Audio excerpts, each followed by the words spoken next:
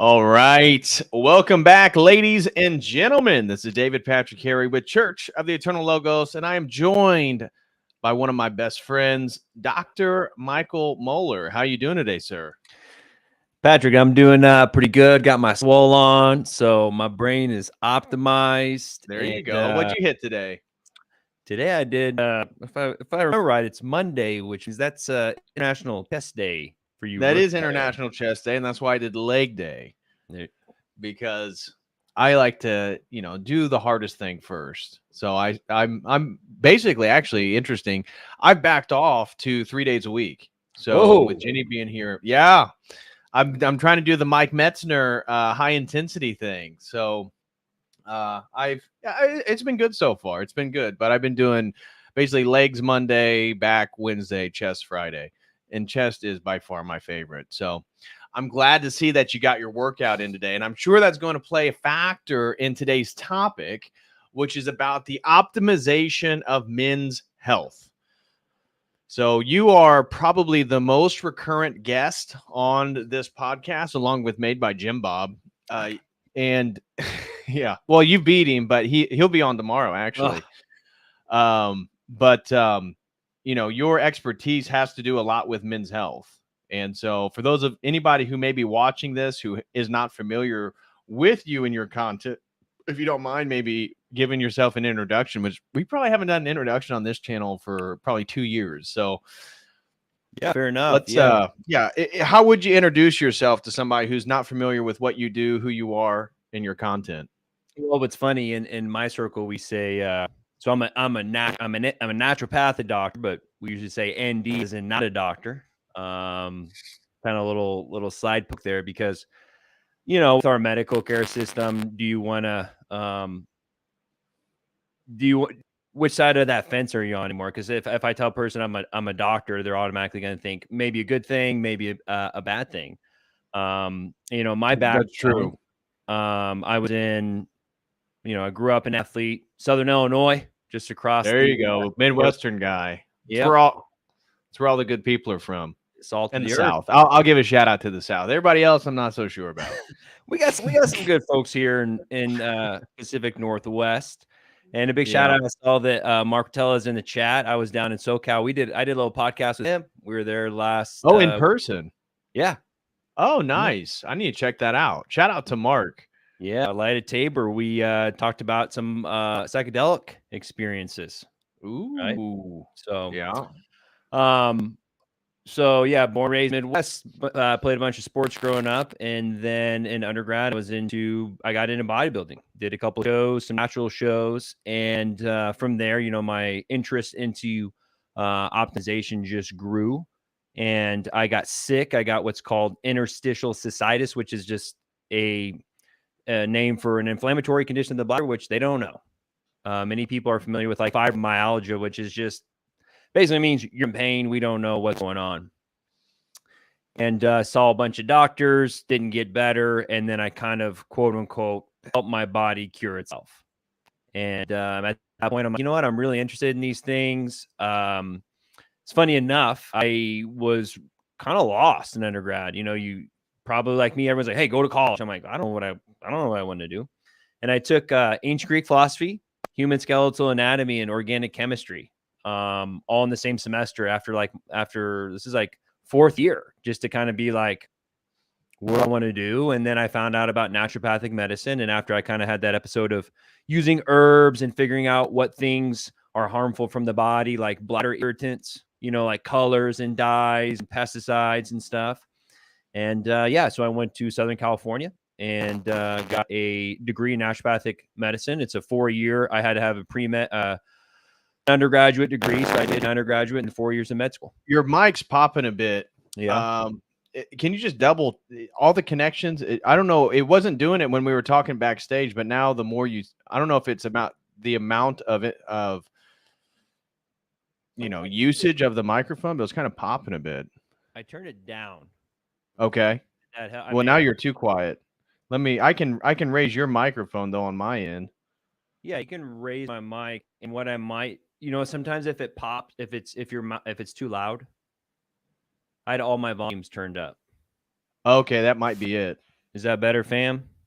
Yeah, I'm not hearing the popping anymore. All right, cool. We got some other bigots in the chat. It's cool. I know. Shout out to Candace Spence. Haven't seen her around in a long time. God bless you, sister. Hope your life's doing well. Hope everything's going good.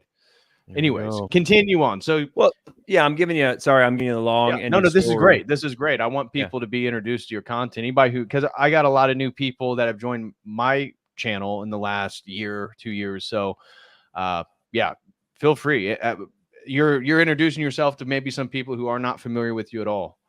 Yeah, and I'm right. So I found out naturopathic medicine. I'm like, maybe this isn't all just quackery, right? 'Cause that's what you hear, and you know, there's snake oil out there. There's definitely some, you know, people pushing supplement. I mean, the influence industry is terrible. I mean, you see guys that are obviously on gear and they're pushing their whey protein or whatever. It's like, dude, you don't get results like that on a whey protein. You obviously Cali muscle. Yeah. And they're walking around like 3% body fat with not holding any. I'm like, dude, you took a diuretic. Like, you cannot be that lean all the time. Like, right. So yeah. And then when I got into medical school, I really just started focusing on things I was interested in, working out. How do I increase my performance? Biohacking, what are legit, what aren't legit. And I graduated in 2017 and took a couple jobs. Now I work for myself and mostly do men's health and mostly helping guys with testosterone, hormone replacement. Really, you and I, we've talked about this at length. There's a war on masculinity, and one of their big hits is lowering guys' testosterone. And levels are 50% of what they were. You have probably half as much as most men now have about half as much as testosterone as their grandpas did. So that's part of the game. And we see that now with the same thing with the women's medicine and fertility. And fertility in men is down too. So, trying to hold down the fort, like going, like you're saying, just reading research articles, figuring out what's legit, what's not legit. I do a lot of testosterone replacement therapy. What are the pros and cons of that? That's literally 90% of what I do when a guy comes to me. If he's 25, if he's 40, if he's 60, like, what do I do? Right. I had a guy from Dubai, he's got one testicle, and what are his options? Can he just take herbs, and will his levels ever be what they were before he had what's called testicular torsion, which he lost a testicle? So what do your testicles do? They produce testosterone. So unfortunately, you're running, and some people can run on one kidney. And then from there, the other thing that makes my medicine different is it's very individualized, right? And that's the whole issue with just our medical care system. You see your doctor, they talk to you for 15 minutes. They honestly, all they can do is give you a pill or recommend surgery. Like, they don't have time to be like, okay, what's your diet like? Oh, you have, IBS. They won't even ask you like, oh, wow, maybe it's because you eat McDonald's every day. You think maybe that has something to do with how your bowels are. And that's the beauty of it, is actually 90% of probably what, we're going to talk about. There's so many easy things. I could flip the question back on you, where you're at in your life now compared to 10, 15 years ago, where you grew up. Like, what were the things that you did? Diet and exercise. Right. Diet and exercise. You can say, and again, I grew up I worked at a GNC, and supplements are awesome, but there's a reason you supplement, right? They're just supposed to be there to add on or for things that you can't get to. But really, at the end of the day, you and I both know that it's the pillars. It's just the sleep, the exercise, and then kind of fill in the gaps with all the fun things on the side, right? So if today we're going to talk about optimization. Everyone wants, well, how do I boost my testosterone? How do I, I'm going to tell you, sleep, eat right, and exercise. That's 90% of it. And then the other half of it is what things are destroying your health, really, at the end of the day. So yeah. Shout out to Mr. Offinger and his family. Nick, a fellow parishioner of yours. Shout out to Father David. Shout out to everybody up there in Boise. Wish you guys nothing but the best. He says it's the homie stream. It is. That's right. It absolutely is. Exactly. So we're going to be hitting all types of stuff. And if anybody has specific questions regarding your own health status or something that you're really interested in regards to male optimization and health, send in a super chat. You can do so using YouTube. We now have Dono Chat. So if you want to be anonymous, you don't want any of these major tech companies to have your stuff, you can use Dono Chat or use the Streamlabs link, both of which are in the video description. So first thing I think we should get into is what are the things that are plaguing men right now? Obviously, we've already hit on testosterone, but mental health is a big one too. And that's why I titled this stream, Optimizing Your Mind and Body. There's a clip going around X now, formerly known as Twitter, of a British BBC news station where a man wrote a book and he was trying to talk about the health crisis for men. And they're totally dismissive of him, talking about the high, the number one killer of men under the age of 50 is suicide. And so I'm curious, especially with your clients and your experience, what are the number one or the multitude of the leading factors that are contributing to the degradation of men's health right now? I mean, I think a couple times I've come on your podcast and I recommended this book. Yes. Estro Generation by Anthony J. And the main things he talks about in this book is environmental medicine. And there are so many things we don't understand about health from a scientific perspective. You'd say the last 50 to 100 years. I have this conversation when we run Bloodwork, right? And the guy's testosterone is 500. We didn't measure testosterone in young, healthy men. And when we look at most lab markers, they're based on a sick population at the end of the day. My mic sounding better? It's still popping a few, but Sydney B here says, is Dr. Mo single? I know a few women who are looking. All right, open eyes. Have them slide. You want to address the curious women in the chat first? Sure thing. Yeah, they can slide into my my DMs. I'm new to the Orthodox thing. I'm doing this whole I think I've been in a year and a half now. So yeah, I'm Orthodox. So if he's Orthodox, that's good news for me. Absolutely. And so let's just throw this out there. If any young women, you're looking for a handsome professional, hey, look no further than right here. Slide into his DMs. Right. He's got a following over on social media, especially TikTok, dude. You kill it over on TikTok. Yeah, 30. That's just because of the whole men's health, testosterone, erectile dysfunction, kind of, which it again speaks volume to what you're saying. It's hard to know, like, for instance, with erectile dysfunction, what were the stats on that, 100 years ago, 200 years ago. But now being bombarded with pornography, and it's not even pornography anymore. It's literally, dude, just go to a gym.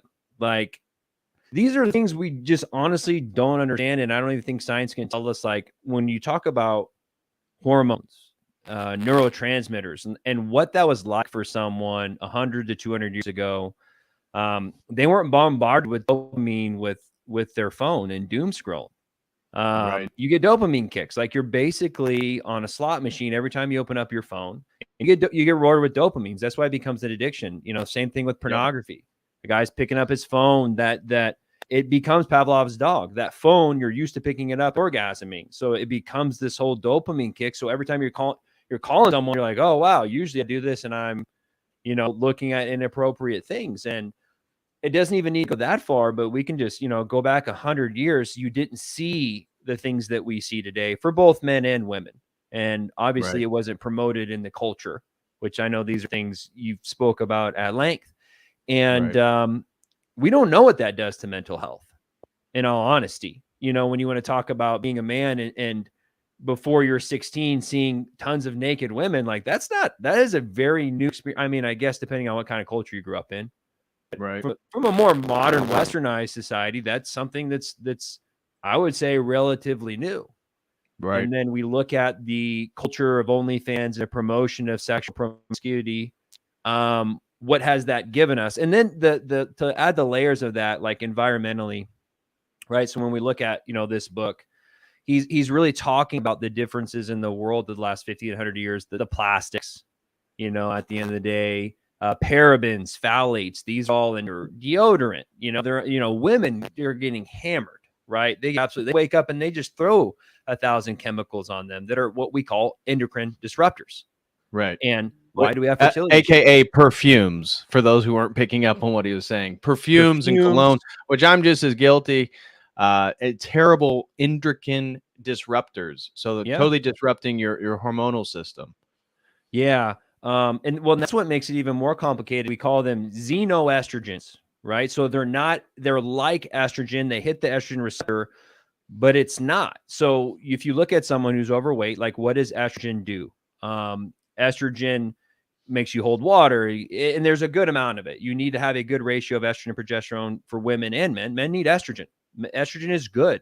It helps with your cholesterol levels and your blood vessel and nitric oxide, and it does help with your libido. Helps with your bones. But too much of it or too little of it will definitely, have its issues as well. And we see most of society, a lot of functional medicine practitioners will say, are in what's called estrogen dominance. They have too much estrogen. You see this with gynecomastia, aka bitch tits. You see this with moodiness. It messes with your mood. Estrogen You know, like think about a woman on her period, her estrogen progesterone levels are fluctuating, and it causes mental, it causes the neurotransmitters to become unbalanced, which can mess with your mood and the way you partake and see the world. And so when we really look back at these last 1,500 years, anyone's guess. There was another book, it's called Countdown. I kind of recommend it. I don't, because she's you know, there's a point about we have to embrace a new non-binary world BS. But she does talk about how sperm counts, you know, are down from 50. Some people think they're as high as 100 million per ml, you know, 50. And now they're, you know, 20, 30. So, you know, 70-80% reduction in sperm. And like you're saying, where is it coming from? Is it the blue lights? Is it the sitting in traffic? People hit their brake pads and those chemicals are floating in the air. Like it's literally everywhere. And so the best you can do is, this is where supplements, in my opinion, do come in. You work on, how do I detox better? You take something like NAC, N-acetylcysteine. It's a very popular supplement, helps with, many people are familiar with what's called glutathione. This is the body's main antioxidant. What are pro-oxidants? Are things that go around your body and they destroy things, right? You use hydrogen peroxide to kill bacteria. That's literally destroying the bacterial walls. And at the end of the day, glutathione is the body's main antioxidant that helps with regeneration and recovering. And that's really important for your detoxification. So as you age, your glutathione levels go down like most things do. But you can supplement. NAC, N-acetylcysteine, is probably one of my most favorite supplements. Candace wants to know, is it banned? Yeah. So NAC, this is another real trick that the big pharma is doing. For instance, there's a medication, it's called ACG. And this is what we measure in pregnant women's urine, human chorionic gonadotropin. And when guys take it, it makes them more fertile. Used to be labeled as a drug. And it was like multi-billion-dollar industry. So Pfizer or Merck goes, you know what? We think this is actually what's called a biologic now. Therefore, no one else can make it but us. Right. And so NAC, technically, I'd have to look at I think it's found in nature in some very peculiar ways. It's off cysteine is an amino acid. So they kind of labeled it as it's not a drug, but this is how the FDA works. The FDA will, you know, if you make a drug, you do all the studies, you go to them, they go, cool, they put a stamp of approval on it. But what's funny is when there's natural things that can't be patented. So for instance, you have B12, you have what's called method in B12, which is its active form. And when you create like dopamine, serotonin, all these things need methylated B12. And people have a poor time moving these things around, these methyl groups. And basically, the FDA has to say whether it's safe or not. And if they haven't said it's safe or not, it makes it really hard to produce. If that makes sense. So like there are plenty of studies on NAC, but the FDA at any time can come in on any substance and say, do we know, is there 10 years of paid research? You know, really that's what they're looking for. I've talked about this at length before. There's a drug called Clomid, and it has an isomer, meaning half of it's called enclomiphene. Clomid is an FDA approved drug for fertility. Enclomiphene is just half the drug. They recently had a hearing on it, and they're like, we don't know if this is safe and effective. So it's like, you know what I mean? Like, so you prove this one, but this one is the exact same thing, half of it, but you won't approve it. It's just politics. It's just money at the day. And the FDA is obviously, someone says a shady organization. It's like anything. You got to pay to play the game. Right. I get it. And I'm all for keeping people safe like anyone else. But like we said, we are already at a place that this is all an experiment. I'd say the last 1,500 years has moved every single part of our human health into experiment. We look at, fertility rates and where that's going. IVF is becoming more and more common. So who knows what the future has in store? And that's why I'm happy to be in medicine that I'm in, because I don't look at things like 1 + 1 is like, it's like, what is the nuance? What's the individuation between each person? Right. And that's, muscle building, biohacking. There's something that you could take that would be awesome for you. And I could take it, caffeine. Some people take caffeine and feel great. Some people get really anxious, but caffeine, studied wise, is some of the best performance enhancers is caffeine. And we know during World War II, they had those boys on all kinds of those were amphetamines, but they weren't. Yeah. You know? Yeah. And then trying to balance that out. What is the performance? What is the risk versus reward with all these substances? And obviously these are the things that I find the most fascinating and fun, is with our bodies, is figuring out, how we remain as close to the way God created us. But then also knowing that we are being attacked really at the end of the day by, what are the powers that be. Well, that brings up a really interesting point in regards to male health and wellness and optimization is you talked about the way that God made us, and there's a real conversation around like exogenous testosterone. So you do testosterone replacement therapy, and people are like, well, that's not natural. And as you highlighted, our entire environment, and it's not just America, this is all over the world, has been toxified. So the environments that we live in are not the same environments that existed 400, 500, 600 years ago. And obviously before that, these are much more toxic environments that we live in. And so, maybe you can speak to a little bit about this discussion of, well, I want to stay as natural as possible. I don't want to be artificial. Where is that line? Because when we start getting into immense supplementation, I mean, is that natural or is that artificial? So can you speak a little bit to that and how we're going to, deal with the toxic environments that we exist in? Yeah, I mean, it's a real issue. And, as far as philosophy as medicine goes, it's really not being addressed. You can look at a topic like, 20, 30 years ago, we just started throwing every woman on exogenous hormones. But birth control is, you're literally giving all these women estrogen and progesterone to confuse them and throw their cycle off. Right. So it's funny that you can have a 14-year-old girl who, is having acne, or her parents don't want her to get pregnant. So they take her to the doctor. Hey, put my daughter on hormones. But if, let's say that birth control for those of you. Yeah. and at the same point, like what if my son is hypogonadal at 17 and he's depressed, he's suicidal? Like, I'd be interested to really see the school, like the shootings that happen. And I would like to look at those kids' Bloodwork. They're obviously on Adderall and other psychostimulants, which all those destroy your testosterone. So I would put hard money down that all those guys have low testosterone. And I'm not saying that that's the sole cause, but I'm saying it definitely contributes. Anyone out there that, like, any woman who's been on birth control will tell you what it does to you. Right. And I'd argue that men being with low testosterone is very similar. And any guy who's been on testosterone can tell you what it's like on the other end, what it does to your mood. And it has been nice due to, the steroid era in baseball. In my opinion, it put a big black eye on it. And I view testosterone like I view ashwagandha, like I view caffeine, like I view everything else. There is a risk and a reward to everything. And as an individual, to your body, you need to glorify God, and you need to figure out what that balance is. So your job is to get educated on these things at the end of the day. There might be a time to put a girl on estrogen or progesterone. Like women who are menopausal, they do very well using bioidentical hormones to mitigate some of the side effects.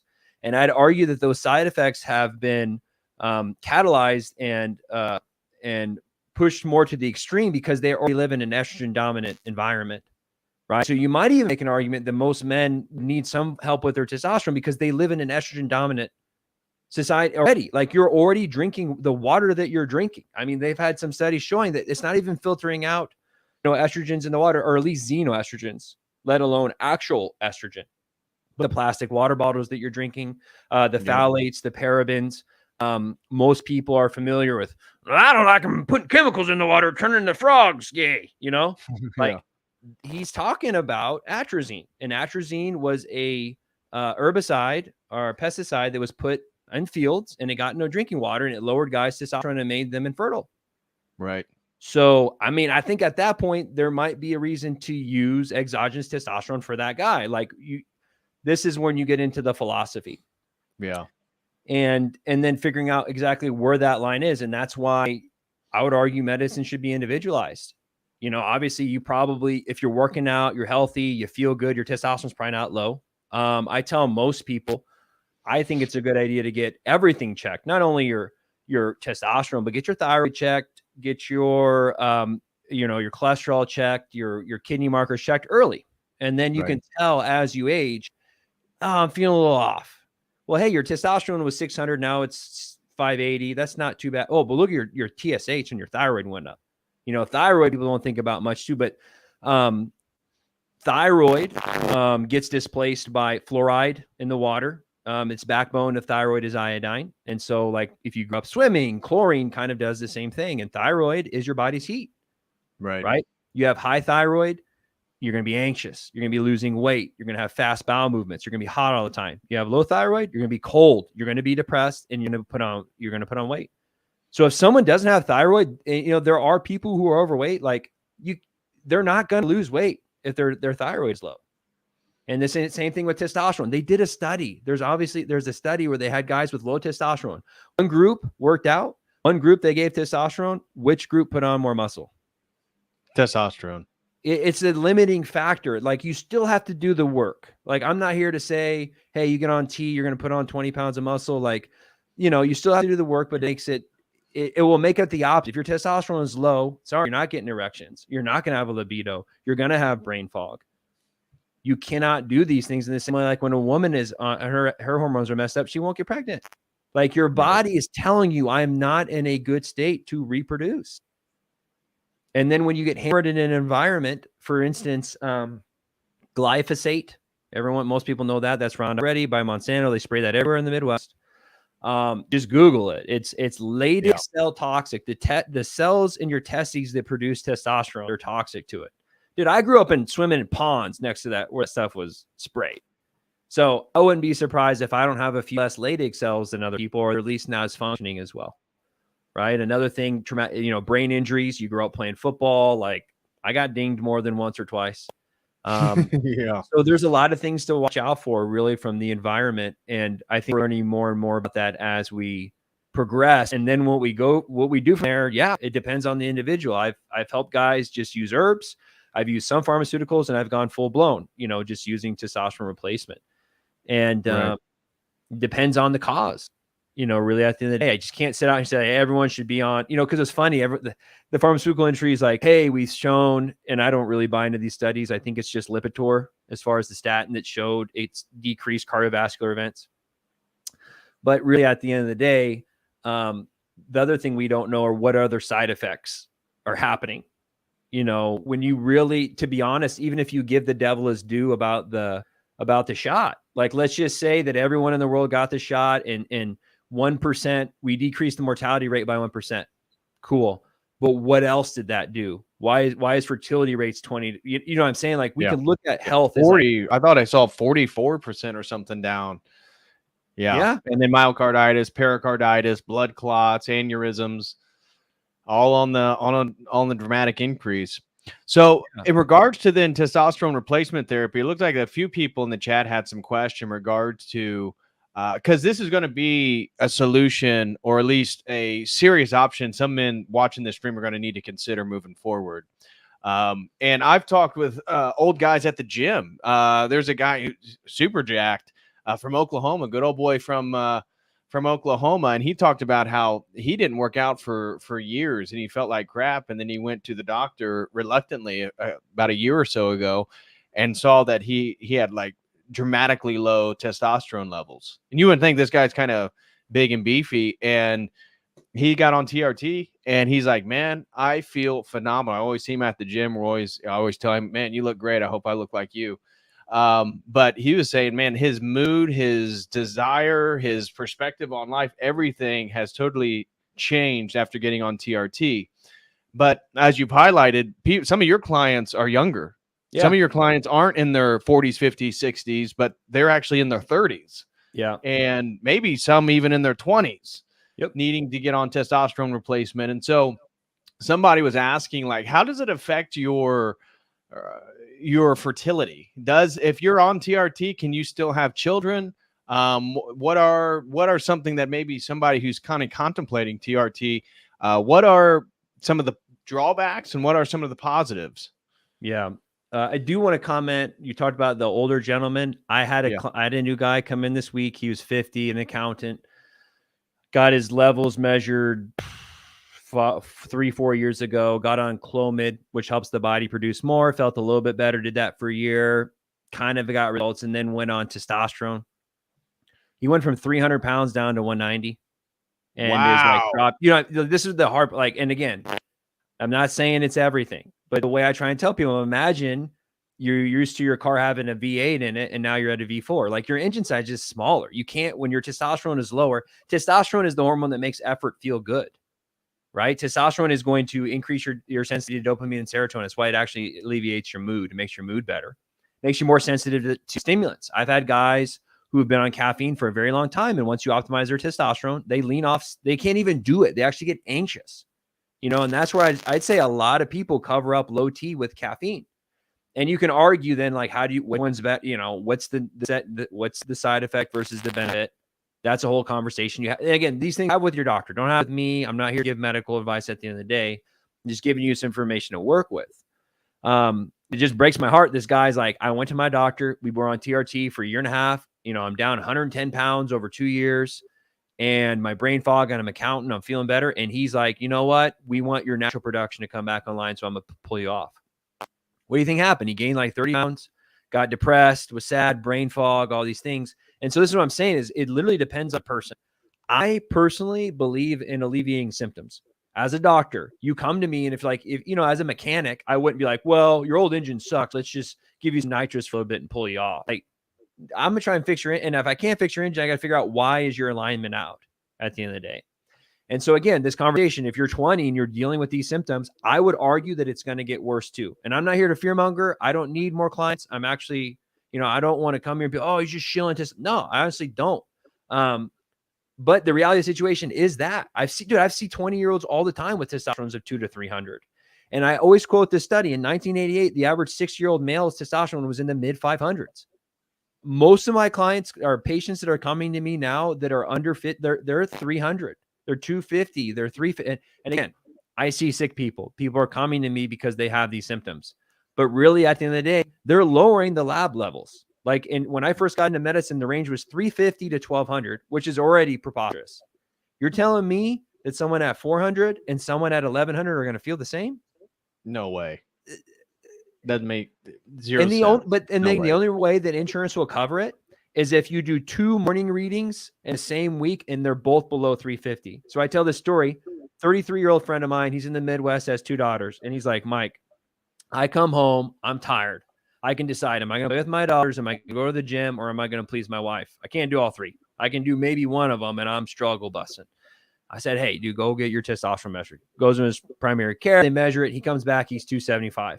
And again, dude, fit, you know, good head on his shoulders. Like, I'm like, dang, dude, 275, like, that's lower than grandpa was, you know? Wow. And so, but the doctor's like, hey, I can't write you, like, insurance will only cover it if it's twice in a week. And I'm sorry, it was 245. Which is under 250 now, which is now low enough that he would qualify for treatment. He goes back, he measures like 3 days later, like 275. So he was 245, which is below 250. Then he measures at 275, and the doctor's like, well, it's not your low testosterone that's causing your issues. Like, it must be something else. Oh my gosh. This is what I'm saying. They literally just like look at it through this lens. So what I do, I go, dude, I'm not licensed in Missouri. Go find a doctor. He gets on TRT, dude, year later, 10 pounds of muscle, energy's like, Mike, I'm playing with my daughter. My relationship with my wife's better. I can do all these things. And again, that's not for everyone. I'm just saying the system is definitely out for some whatever reason. You know, we'll put a 14-year-old girl on hormones, but a dude who's 45, you know, oh no, we shouldn't do this yet. You're 45, you're too young. It's like, well, would you put a guy on insulin at 45? Yeah. Would you put a guy on a blood pressure med? Yeah. Would you put him on a cholesterol med? Yeah. But you won't put him on testosterone. I'm just saying, like, I'm trying to get people to be Makes like, no sense. Why is Big Pharma pushing certain things but other stuff? Right. You know? So it's clear that there's an agenda. Hey, just real quick, can you move the mic a little bit further away from you? I think when you get closer, it pops. Get all excited, man. I think it might be something with the amount of, I don't know, sound going through it. Well, and I wonder if you're further away. I have my speaker on my. It might be catching my volume from my laptop. Oh, okay, gotcha. Yeah, when you raise your voice a little bit, it tends to be when it pops. Just getting on my soapbox. No, what you're talking about is important, because there's clearly, just looking at and tied with exactly what we're saying, the attack of the FDA on people like yourself that are distributing testosterone and helping men recover and get to their ultimate level. Like, this is under attack, and this is something that people have no idea about. That people, doctors in your line of work, they're under the pressure of the FDA and the federal government to try to limit your distribution of testosterone to men. Yep. Well, it's funny. So there's three. I can give you 3 examples of the 3 biggest medications. One, I told you about ACG, human chorionic gonadotropin, which is used to help guys. So if you're on, back to your question earlier about younger guys, you can, number one, I have put tons of guys on TRT. And I can think of 15 or 20 that have come off and who their levels go back to where they were. Sometimes they actually come back higher. I know that sounds counterintuitive. I've never heard that. So think about this. Let's just say you're 40, you're overweight, you come in and your test is 245. You get on testosterone for 5 years, you put on 15 pounds of muscle, you're eating better, your diet, everything comes back online, and then you come off, right? You have the framework now. You kind of defeated all those things that we're giving, because the other thing is you snowball, right? Once your testosterone's low, you're depressed, you're not going to go to the gym anymore, you don't have any energy. So it's a negative feedback loop. So once you can turn that around, right, guys start going in the other direction. And I've seen that actually with most of the guys that I've worked with, which we're working on diet and lifestyle and other things. You know what I mean? It's not like you go to your doctor, get TRT, but most people are like, oh no, if you get off, like your levels will be down forever. Yeah, because what the general stereotype is, if you go on TRT, you'll atrophy your testicles and they'll never come back. They'll never be what they were. Yeah, I've seen guys be on TRT for 15 years and come off, their tests come back to normal size. And you can run ACG while on testosterone. And I've been open about this. I'm on testosterone. I got on TRT at 30. I did and this is what I don't suggest everyone get on it, right? Like you're saying, what do young guys do? First, go get your levels checked, then do everything you can naturally, right? Are you working out? Are you going to the gym? You want to do high intensity interval training, 3 times a week at 20 to 30 minutes. Make sure you're getting your sleep. Stress is one of the biggest killers. When your cortisol goes up, your testosterone goes down overtly. Like, think about, having an ancient village, you only have so much wood. If you only have so much wood, if you only have so many resources, you're going to use it to stay alive. You're going to burn it. Once you have excess, then you can start expanding on your city. And if you're constantly in stress, your body is going to say, hey, it's not a good time to build. And muscle is expensive. Your body actually prefers fat. It's more calorically dense and it's not as heavy. Muscle is like having a V8 versus having a V4.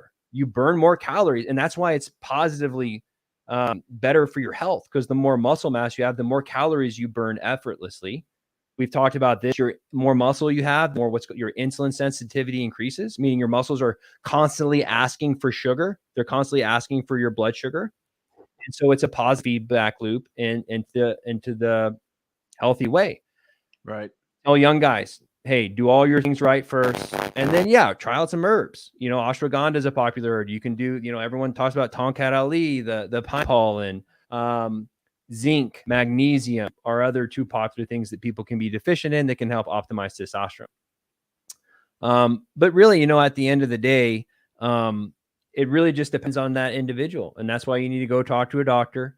And I'm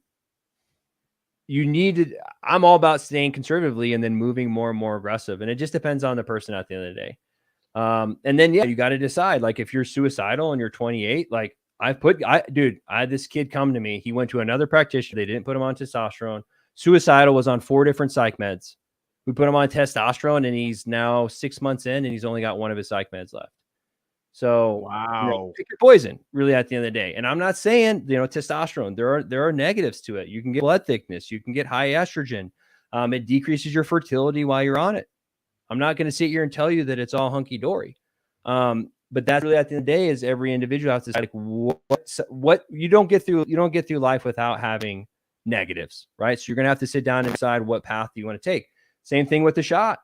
Really, at the end of the day, which way do you want to risk it? It is brand new. We have this new thing out here doing things that we don't understand. Maybe it'll protect you. Maybe it gives you myocarditis. And that's really, at the end of the day, where as a naturopathic doctor, my biggest job is just to educate people. Like, what are the risks and benefits to anything, a supplement, a medication? Like I'm not a big fan of statins, sometimes if you have familial hypercholesterolemia, your cholesterol is 450 and you're not exercising and you have high blood sugar, you have all these other risk factors, then, I may not argue with the primary care that puts a person on a statin. Right. Yeah. I mean, there's nuance with everything. I can't sit here and give blanket statements for anything. Right. Can you speak to the beginning of the question? How is the FDA attacking or trying to limit access to testosterone? Yeah. So first, like I said, ACG was something, they changed it, right? It was a drug. They changed it to a biologic. So therefore smaller compounding pharmacies couldn't make it. The other thing the FDA is doing is going after compounding pharmacies. So let's say you come to me and you have a, you want to do testosterone, but you don't like needles, right? So I can have that compounded in a cream for you. There's another manufactured product that's a gel. Basically, I can use this compounding pharmacy and say, hey, I got a patient. Can you mix it in a certain dosage because he's sensitive? He can't go too much too little. Or for instance, testosterone, here's another one. Most testosterone made by Pfizer and big companies is in cottonseed oil. Cottonseed oil more likely has higher amounts of steak saves lives. Amen. Pesticides and herbicides in it. Cottonseed oil is usually conventionally grown. It comes from cotton seeds, right? And so I would say you're better off getting a compounded form of like what's called grapeseed, or you can get an MCT oil, right? So the FDA is going after these small compounding pharmacies saying they're not safe or effective. And then, for instance, we used to be able to get B complex from a compounded pharmacy for like $50 for like a 30 ml vial. And now, the X8 after competition, and now it's $250 a vial. So they're basically monopolizing that, right? ACG's one. I gave the example about enclomiphene, comes from Clomid, the fertility drug. They basically said, hey, we don't know if this is safe or effective. We need way more studies, even though it's already part. You'll see this if you're a young guy.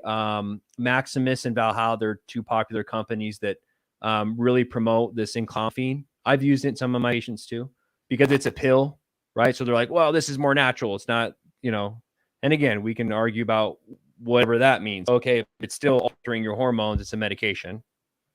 And at the end of the day, ashwagandha, caffeine does that, right? We've talked about that. Caffeine is a natural insecticide. It blocks the adenosine receptors in our brain and causes us to produce, adrenaline. So, and then the last thing is most people right now, like myself, we do telemed, right? So if you called me up, I can send you, if you're in California where I'm licensed, or Idaho, you could call me up and I'd say, hey, Patrick, go into this doctor, get a physical. I'll prescribe you testosterone. You're good to go. And they're really trying to get rid of that. They want to make sure that you're coming into the office and driving and, under the guise of, hey, it's not safe for me to have never seen you in the office and dispense to you, testosterone.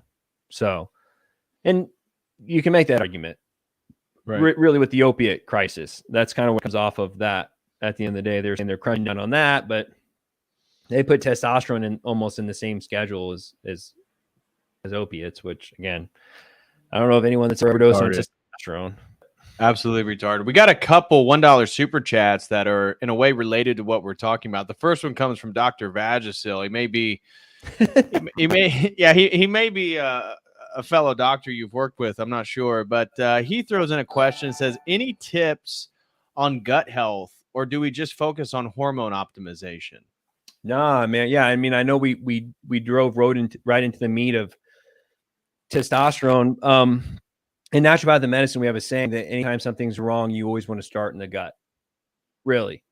Because that's what we are. We're just a big tube, right? You're just, you put stuff in your mouth and you're just a big tube all the way down when you think about it.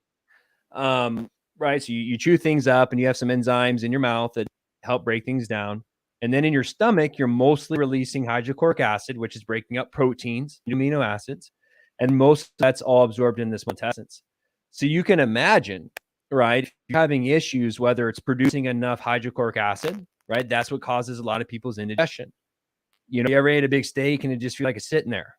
You have enough acid in there to break it down. And then on the same end, if you have issues in your small intestines, that's where everything's being absorbed. You take too much of a laxative, you just shoot everything straight through.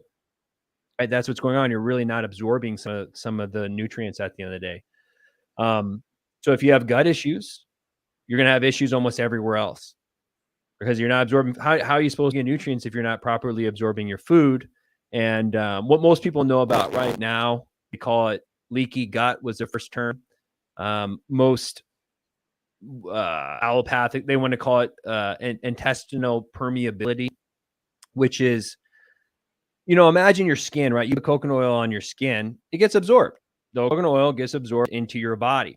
And so think about your body and the tube being the same way. When you chew up steak, it goes in your small intestines and it gets absorbed into your bloodstream, right? And then it goes to your liver, gets cleaned, and it goes all throughout your body. So what happens like in, like celiac disease, right? There is you attack your tight junction, basically the walls in your small intestines, and then larger proteins get into your bloodstream, and then your body has an autoimmune attack on that. Does that make sense? Yeah. That's basically leaky gut. And so first thing I usually tell people if they have gut issues, again, not medical advice, is you really want to make sure that you get your rest and digest system working. We call it the vagus nerve. This is your cranial nerve 10, and it's your resting, right? You have sympathetic, parasympathetic, sympathetic fight or flight, sympathetic rest and digest. Have I given you my example on that? So I always talk about that in sexual health because we'll be a little broy here, but when guys have issues in the bedroom, I go, hey, you're walking in the woods and you see a bear. Now, unless you're attracted to bears, it's not a very good time to get an erection, right? Right? Preferably not. Yeah, I don't know what we're into here, but so that makes sense, right? This is why they don't eat and go swimming. The blood vessels and your internal organs close off, they shrink, and then the blood vessels in your muscles grow. This is the pump, right? Then the blood shunts to your muscles in your brain. There you go, and then you run. And this is a conversation to have with most guys who have problems with their erections and sexually. Is like, you're stressed. Your body's telling you it's not time to reproduce. And you're going in, and especially if a guy has a bad performance, he gets more stressed. And then every time a sexual episode happens, he gets really nervous and he can't perform. Right. And this is I use this as an example for same thing with chewing your food. Right? If you just run around eating, you're not really in a state to digest your food. Everyone's, slammed a hamburger down and went and tried to play basketball. Like, that's hard. It's really hard on your body because blood is in muscles in your brain and it's trying to run and play basketball. It's not trying to digest. And that's when you get cramps, right? Like you've swam before. And all this contributes to poor gut health. And so we have this fast food culture, eat, go, go, go. You eat some food that your body already doesn't like. You get stressed, take some antibiotics, they wreck your microbiome, and then you get poor absorption, or you absorb too many things, then your body has an autoimmune, right? That's kind of the theory about, the food sensitivities you've ever heard. Well, Heidi's asking about antacids. Have you ever heard about them damaging digestion? Yeah, he talked about a PPI, that's protein pump inhibitor, right? So at the end of the day, our stomach releases hydrochloric acid, so these protein pumps in our stomach, right? And in naturopathic medicine, the way we look at acid reflux is not you have too much acid, is actually you have too little.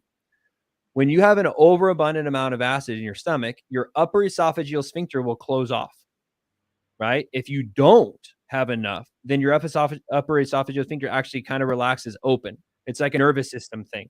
Right? Like high amounts of acid is what tells your body to keep moving things along.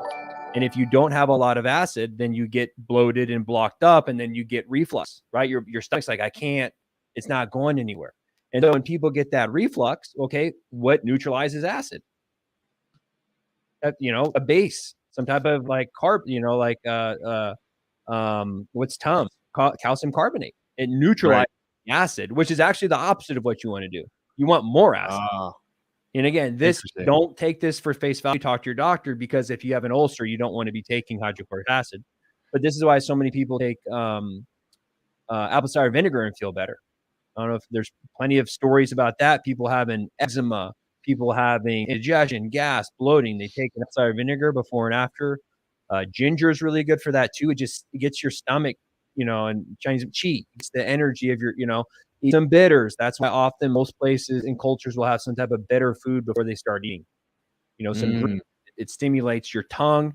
Turmeric, licorice. These things tell the body. Hit your tongue goes, oh wow, I'm about to eat something, right? And then your stomach acid turns up. And so what people end up doing is getting stuck in a circle of, you're taking things to block the acid, and then you're nuking the acid anymore, and you can't digest anything, so you're eating. And that's why people usually they end up only being able to eat certain things. That's almost like McDonald's, I'd actually argue is actually pretty easy on your stomach because it's already digested. You know what I mean? It's like already, it's so processed, right? Like a Cheerio is a heck of a lot easier to eat than a whole grain wheat. Right. I don't recommend either of those, but like raw steak is actually pretty hard for your stomach to digest, versus a well done burger up thing that's, heated up. That's what your stomach is doing. Your stomach basically cooks the food and digests it for you. So the more it's already digested, the easier it is on your stomach.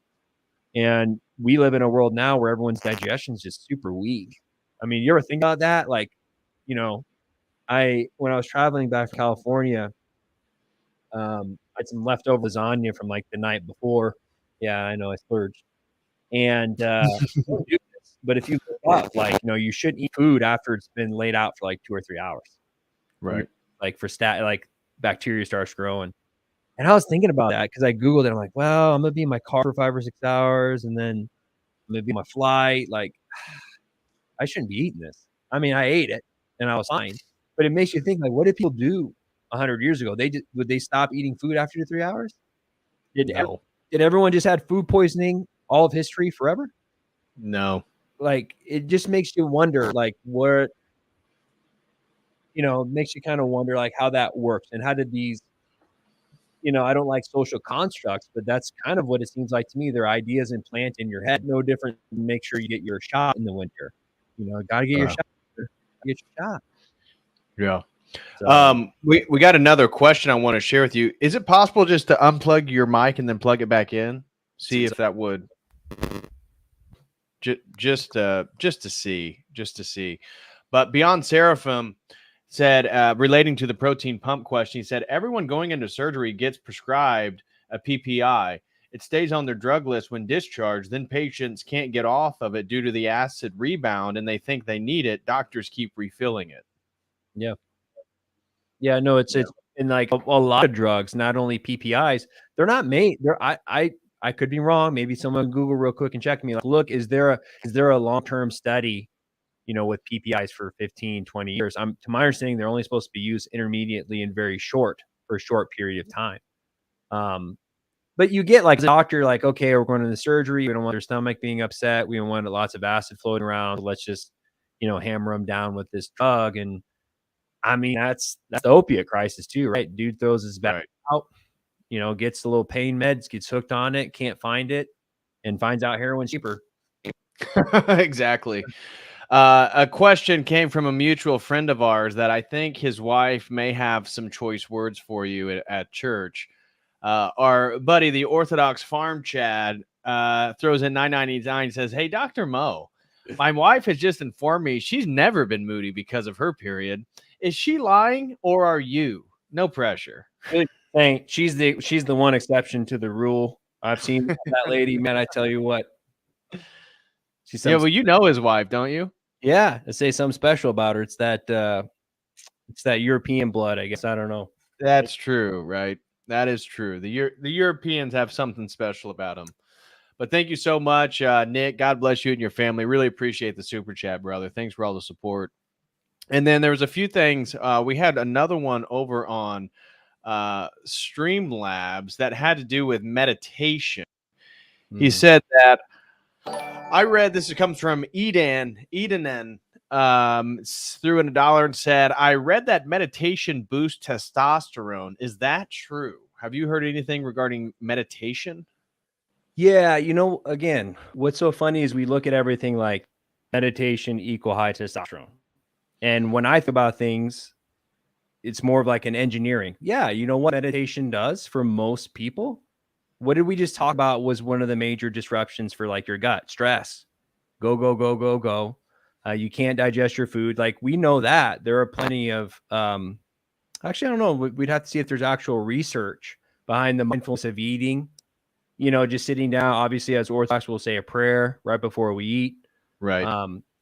That in itself is going to make the meal just more conscious. You know what I mean? Like, and we know this, like if you're playing a sport, you're better at the sport if you're paying attention. It's like, well, I need a double-blind placebo-controlled trial showing that, saying a prayer before the meal increases blah, blah, blah. Yeah, but really at the end of the day, when you look at meditation, what are meditation's benefits of mindfulness, of slowing down and decreasing stress, right? Same thing prayer would do. Obviously, anything that is going to, I'd probably argue even like there's probably doom scrolling decreased testosterone. Yeah, I bet that's true. Well, I was thinking in regards to this question, I wonder what the general testosterone levels are from more highly religious traditional men and more progressive men in our culture. And I don't know exactly how that would directly correlate to testosterone. Obviously, if you're more traditionally religious, you're going to not watch pornography and masturbate and fall victim to many of the traps that are leading men to lower their testosterone rates at such a dramatic rate. So maybe that would play a factor. But generally speaking, I'd say the worldview of themselves is indicative of low T, but that's neither here nor there. Well, there is a paper. I think you can Google it. They did a study in I think it was soccer, and they had guys watch their sports team win or lose, and their testosterone was directly impacted for like an hour or two. Wow. Well, I mean, it makes sense, right? Positive feedback loop. Well, and sports themselves are sort of an exporting of our warrior spirit, right? Because before we'd go to war in a tribe or in a smaller village or a society against another one, and obviously a lot depended on that, and that would be a huge testosterone boost after winning. So, that's what modern sports are. It's as Rome did when they were collapsing. It's a pacification of the population, mostly the male population, so they won't rise up, so they can live through vicariously the violence and the competition through sports. So you're saying I can't watch Ronnie Coleman squat 600 pounds? Well, you can, and that actually does have a positive correlation to testosterone boost. But, watching sports can, and sitting on a couch where the pools or the blood's pooling in your butt because you haven't moved for 5 hours while you eat Cheetos and drink beer, probably isn't going to be productive for your testosterone. Yeah. And, again, I hate to always nuance everything, but I don't, because it's like, does meditation increase testosterone? I'd argue not being mindful decreases testosterone, right? We look at these things like, well, does this herb increase testosterone? Like, dude, 100 years ago, I just argue most of these things that we think about increases testosterone were things that just happened. Like we're doing things that don't equal a healthy life. Like sleep. I think about sleep a lot when I talk to my patients. I'm like, think about your grandpa. Did he have an alarm clock? I don't think so. I don't know. Like, and it's crazy is when you think about like, how did they wake up all the time? Just the circadian rhythm. And when the lights went out, you went to sleep. You didn't stay up late and doom scroll. Maybe you had a candle, the last 100 years you had electricity, but it's 7:45 right now. It's dark. It's like, what are you going to stay up? Like you go to bed, and then especially in the winter, you think about catching up on sleep. And what sleep's super important for testosterone. When your testosterone is first thing in the morning, in your first half an hour, when you get your largest release of growth hormone. So, we haven't even really talked about that. That's something, again, that society, it's funny. You think, people have insomnia, and it's like, well, no wonder you're doom scrolling before bed. Like, you had your Cheetos and you were drinking soda like 3 hours before, so your blood sugar is kind of going up and down. And that's one of the big issues. You want to talk about crushing testosterone. There's a study showing like 70 milligrams of sugar will crush your testosterone by like 50% for the next 2 hours. And the reason for that is you have a bunch of sugar, you release insulin, your blood sugar drops, and then your body has to release cortisol then to bring your level back up. You do that too many times, you get diabetes. Like that's what's happening. You're constantly in this place of, your blood sugar going up and down, insulin, cortisol.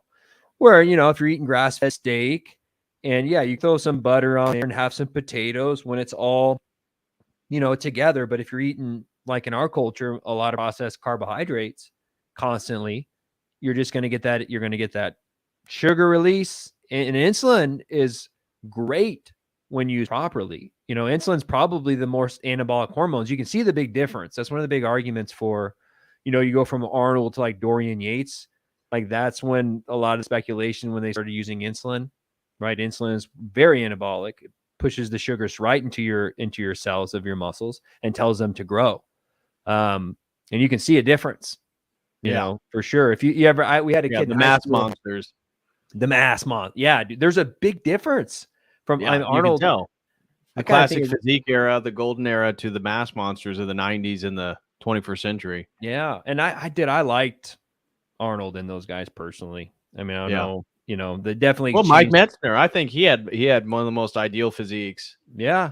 Yeah. And you see, and then, you see like, obviously then there's a difference between TRT and those guys they're using like analogs, right? So if you use like oxandrolone, that's taking what's called DHT and manipulating it. We don't know what those do. I will argue that I think maybe in the future there will be more use of what's called oxandrolone and androlone because those were originally developed. Oxandrolone was originally developed for burn victims in high school girl or like teenage girls, right? Wow. So imagine a girl being, a terrible burn victim. It's like, how do we get them repaired faster? We can give testosterone, but excuse my language, we don't want to grow in a penis and an Adam's apple, right? Right. So they manipulated DHT and they made it so it doesn't do all negative stuff. And that's what most female bodybuilders use. They're on oxandrolone or what's called Anavar. But I wouldn't be surprised in the future. That seems safe. And I'm not here to promote steroid usage, but all things considered, if you just got burned up in a fire, maybe taking a steroid for 6 months might not be a bad idea. Bryn says, thoughts on clomiphene, anastrozole combo therapy. What dosing schedule would you theoretically recommend? All right. Not medical advice. You're not my patient. No medical advice tonight, guys. You're on your own.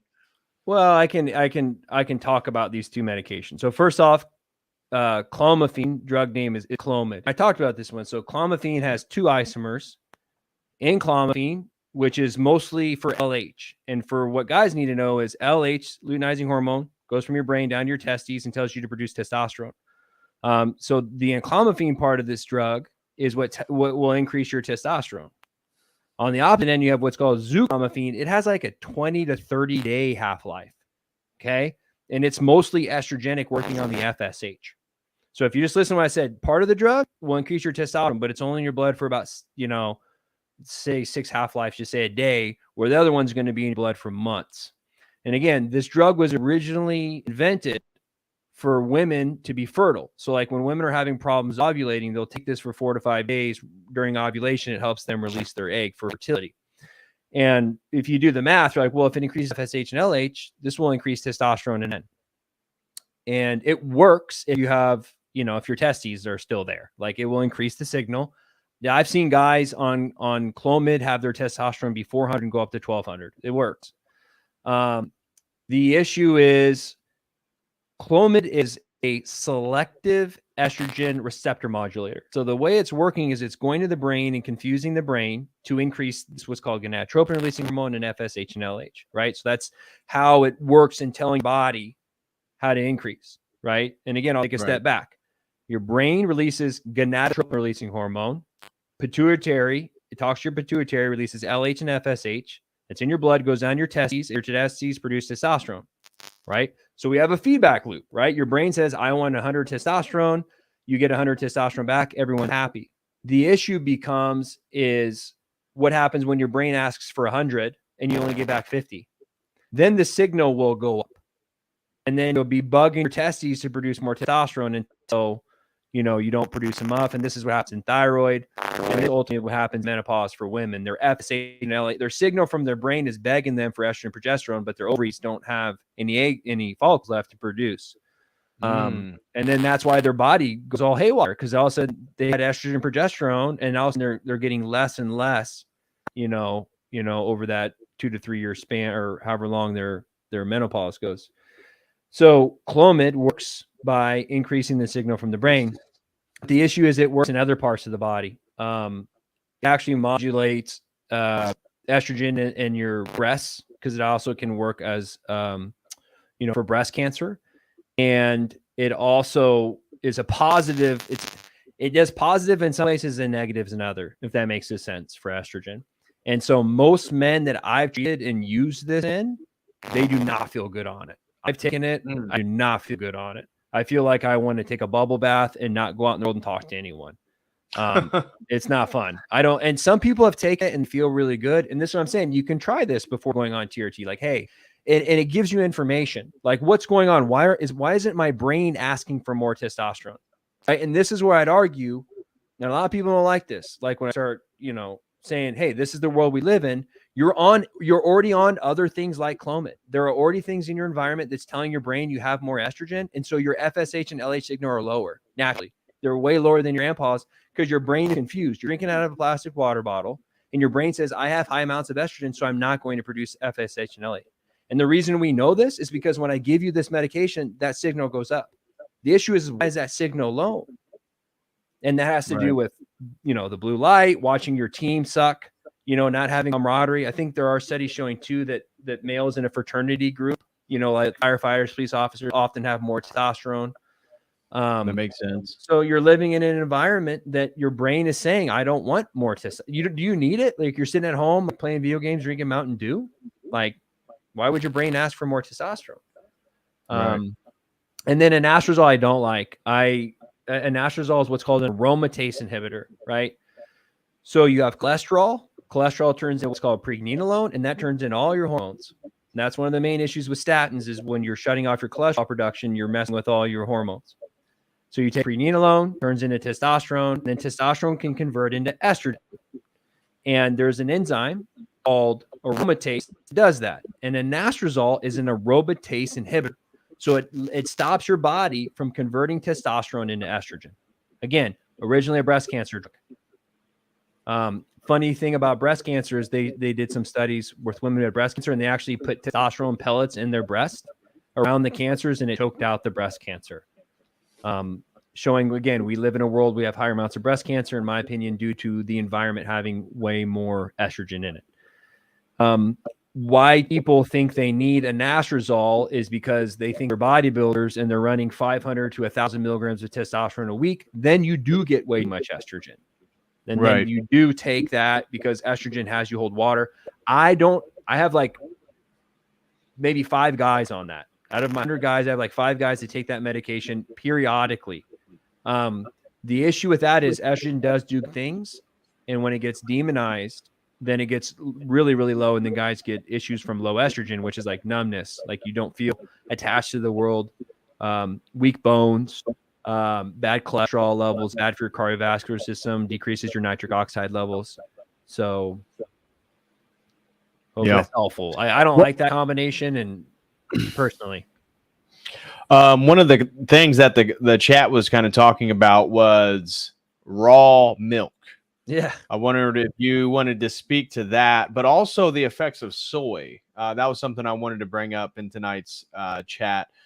What are the long-term effects of soy on people's health? How does that detrimental to testosterone or even hormone production for men? Can you speak a little bit to the plethora of soy products that we're surrounded by? Yeah. Well, what I was saying is soy is a xenoestrogen. So it confuses the body, right? It makes it think it has estrogen. And unfortunately, like I was saying with that feedback loop, is the gonadotropin releasing hormone that governs your testosterone is also governed by estrogen. So this is just one of the major theories of like, okay, how is soy being an endocrine disruptor really at the end of the day? And because it's working like estrogen in the body, it has estrogenic effects. So from my 2 cents, I think one of the worst things it does is it's telling the brain it has more estrogen. It's going to mess up your testosterone feedback loop. That's besides what it's doing to your nipple. Like, right, it's going to be estrogenic on your nipples and give you gynecomastia. More estrogen tends to, your body wants to hold more fat. When you have higher amounts of estrogen, you'll hold more water. And there's probably more things than that. I mean, obviously being, seed oil, the omega profile. Yeah, seed oils are huge. Yeah, I know we didn't get taught. Most people at this point are pretty aware of that, right? You want omega-3s. They're very flexible. They're highly anti-inflammatory oil that's found, mostly in grass-fed, like grass-fed beef, and salmon's the big form where you get omega-3s. And the other forms, the fatty acids, are just more inflammatory, right? And that's what's making up your cell membranes at the end of the day. So yeah, I mean, at the end of the day, when we look at something like soy, I don't even know why there are other options out there. It's already controversial, but I think it's in this book, and he outlines, I think it's in like black beans, if I remember right. Oh, yeah, black beans turn into high amounts of estrogen. Yeah, I'll see. Maybe I'll find it later. But I think those were the two major kind of endocrine disrupting. It's like a xenoestrogen, works like estrogen in the body. And again, you've probably heard soy apologists. Oh yeah, vegan gains. Yeah. I know that guy. Dude, I started following him. You can literally see his breast growing in real time. Yeah. How do you know? You on his OnlyFans? Adam got me. Got him. Yeah. So this says, right. So food phytoestrogen content per 100 grams of each food. Nothing compares to the phytoestrogen content of flax and soy. Importantly, food processing also directly enhances phytoestrogens. I don't know if you can kind of see. Oh yeah. And that's per 100 grams. How many phytoestrogens that it has in it? So, just stay away from. And again, some people have used flax to help with their cholesterol levels. But this is what I'm saying too. Maybe we might find medical reasons to use this in the future for breast cancer. I mean, there are some forms of cancer. I don't really know, really, at the end of the day. But I don't try and throw the baby out with the bathwater. But I would stay away from those two personally, and I don't. Well, what are your thoughts on like raw milk and cheese? Yeah. Again, because some of the people listening are in Canada, raw milk's outright banned in Canada. Obviously, it's not celebrated in blue states here in the United States, and I'm in Indiana. I think you can have raw milk, you just can't sell it. And so I get raw milk from a guy at church, and so I drink a lot of raw milk. That's the only type of milk that I really drink. If I run out, maybe I'll have the pasteurized stuff, but I love raw milk. What are your thoughts on that? Yeah, I mean, we know, right? We have lactase, and as babies, we produce different enzymes. We produce way more lactase when we're younger. One of the differences between, like, how you're probably familiar, right? We have whey protein, right, which is a fast digesting. Most people take this from a supplement. And we have casein protein, which is a little more slow digesting. And someone could probably Google for me right now. I believe cow's milk is like 80% casein, 20% whey. And I think goats are more like 60-40. And I think human breast milk is like, might even be flipped. Like it's like 50 or 60% whey and 50 or 40% casein. Someone could Google and correct me on that. But the point is, right, that our bodies, in my opinion, are more designed to have more of whey than casein. But with that being said, right, we're born, we have more of that enzyme. And when you're drinking milk that's processed and pasteurized, it takes out some of the enzymes, right? There are other enzymes that are in the milk that are actually used to help with digestion. And there's other benefits to having, bacteria. There's going to be other good bacteria in that milk. And when we pasteurize it, we just kind of, we chemotherapy it. We just, kill it all. And for a lot of Americans, that's a real issue. Like I stopped drinking milk altogether. I grew up on 2%, gave me a ton of digestive issues. And like colostrum, which is like the first don't want to say milk that kind of comes out though. That's like highly, highly nutritious, all kinds of immunoglobulins in there and stuff for your immune system. But overall, I'd say, yeah, I think it's a great idea. I do think that there's probably still a percentage of people out there that, it'd kind of be like saying, what do you think about barefoot running? I think barefoot running is great. I just don't think a lot of people could probably take off and start doing it. Right. Yeah, I'd be interested in what was your first couple of glasses? Was it felt great? You felt energized? Did you ever? Yeah, I was skeptical. Then we were at church and we all started passing around a big old mason jar of raw milk, and it's like, yeah, can't tell a difference. It seems like it's even richer. And so I took it home and I use it for, anything that I'm using milk, my morning oatmeal with fruit. And I typically did not drink much milk as an adult, generally speaking. And I know for Jenny, my fiance, she has had problems with milk, but she has no problems with raw milk. So potential, gut stuff, acne. When she drinks raw milk, she has no effects of that whatsoever. So that's pretty interesting. Yeah, no, I mean, I into it, like you're saying, one of the big issues with 2% milk, and it also makes you kind of wonder, is it just the pasteurization process? But when you look at most of America's milk, right, you have like 1%, you have 2%, you have skims. Yeah, Like, what? skim. Yeah, it's like water.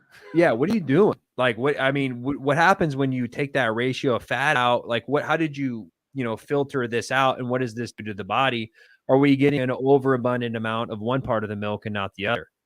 Right? Because often as a naturopathic doctor, when you think skin issues, you often think gut issues at the end of the day, because your skin is actually your biggest organ, and that's where you detox out of, right? So when you're having acne, obviously there's DHT and testosterone can mess with that. But at the end of the day, a lot of that's just detoxification, right? Your body, right? You're getting rid of, toxins in your body. That's how you're getting those expelled. So yeah, to me, if you're having milk that you can't process, like body's got to digest it or take it apart somehow.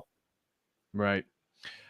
We had a super chat come in over on Dono Chat, and Tyler over on Dono Chat. Shout out to Tyler. Thank you very much for the super chat. He throws in $10 and says, can you ask Dr. Mo to, in regards to balancing the spirit of fasting while also hitting the gym and foods that are good for Lent? Example given, you just mentioned black beans turning into estrogen. So I think he was maybe he was eating a lot of black beans during Lenten fasting periods, and now he's kind of second guessing that. But what would be your advice on an Orthodox man who's trying to optimize his hormonal health and going through a period in which he can't eat a lot of meat? I don't know, man. Talk to your priest. I mean, that's been a big issue for me coming north. And, we've had this conversation. It's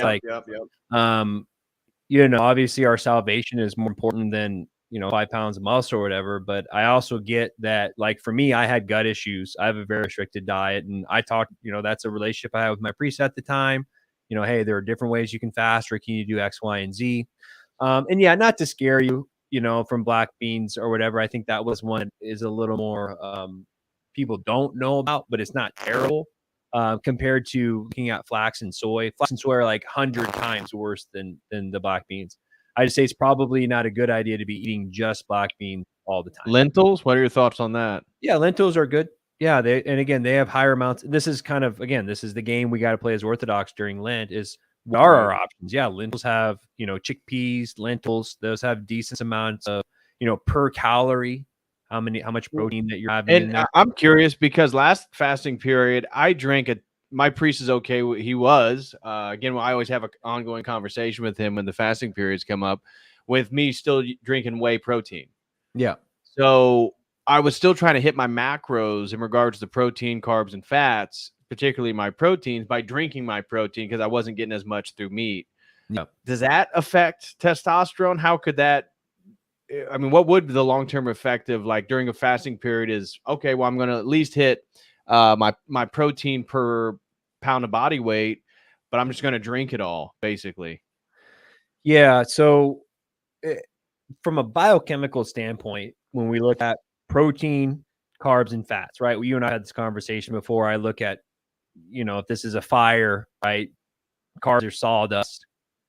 Protein is a block of wood, like a big stump, and then oil is just oil, right? So they all kind of burn at different speeds, and that's why, different. And also, what's important is how much amount of each, right? You have a 2x4, or you have a big log, and do you have just an 8-ounce glass of the sawdust, or do you have a trash can full of it, right? That's going to make a big difference. So I would say this: a lot of people, in my opinion, and this might be more controversial compared to most of the bodybuilding world, right? Hey, 1 gram per pound. What's great about overeating protein is it's hard to get fat on it. It's very like, good luck getting fat on steak. It's just, the calories density is hard, and you got a lot of fat in there.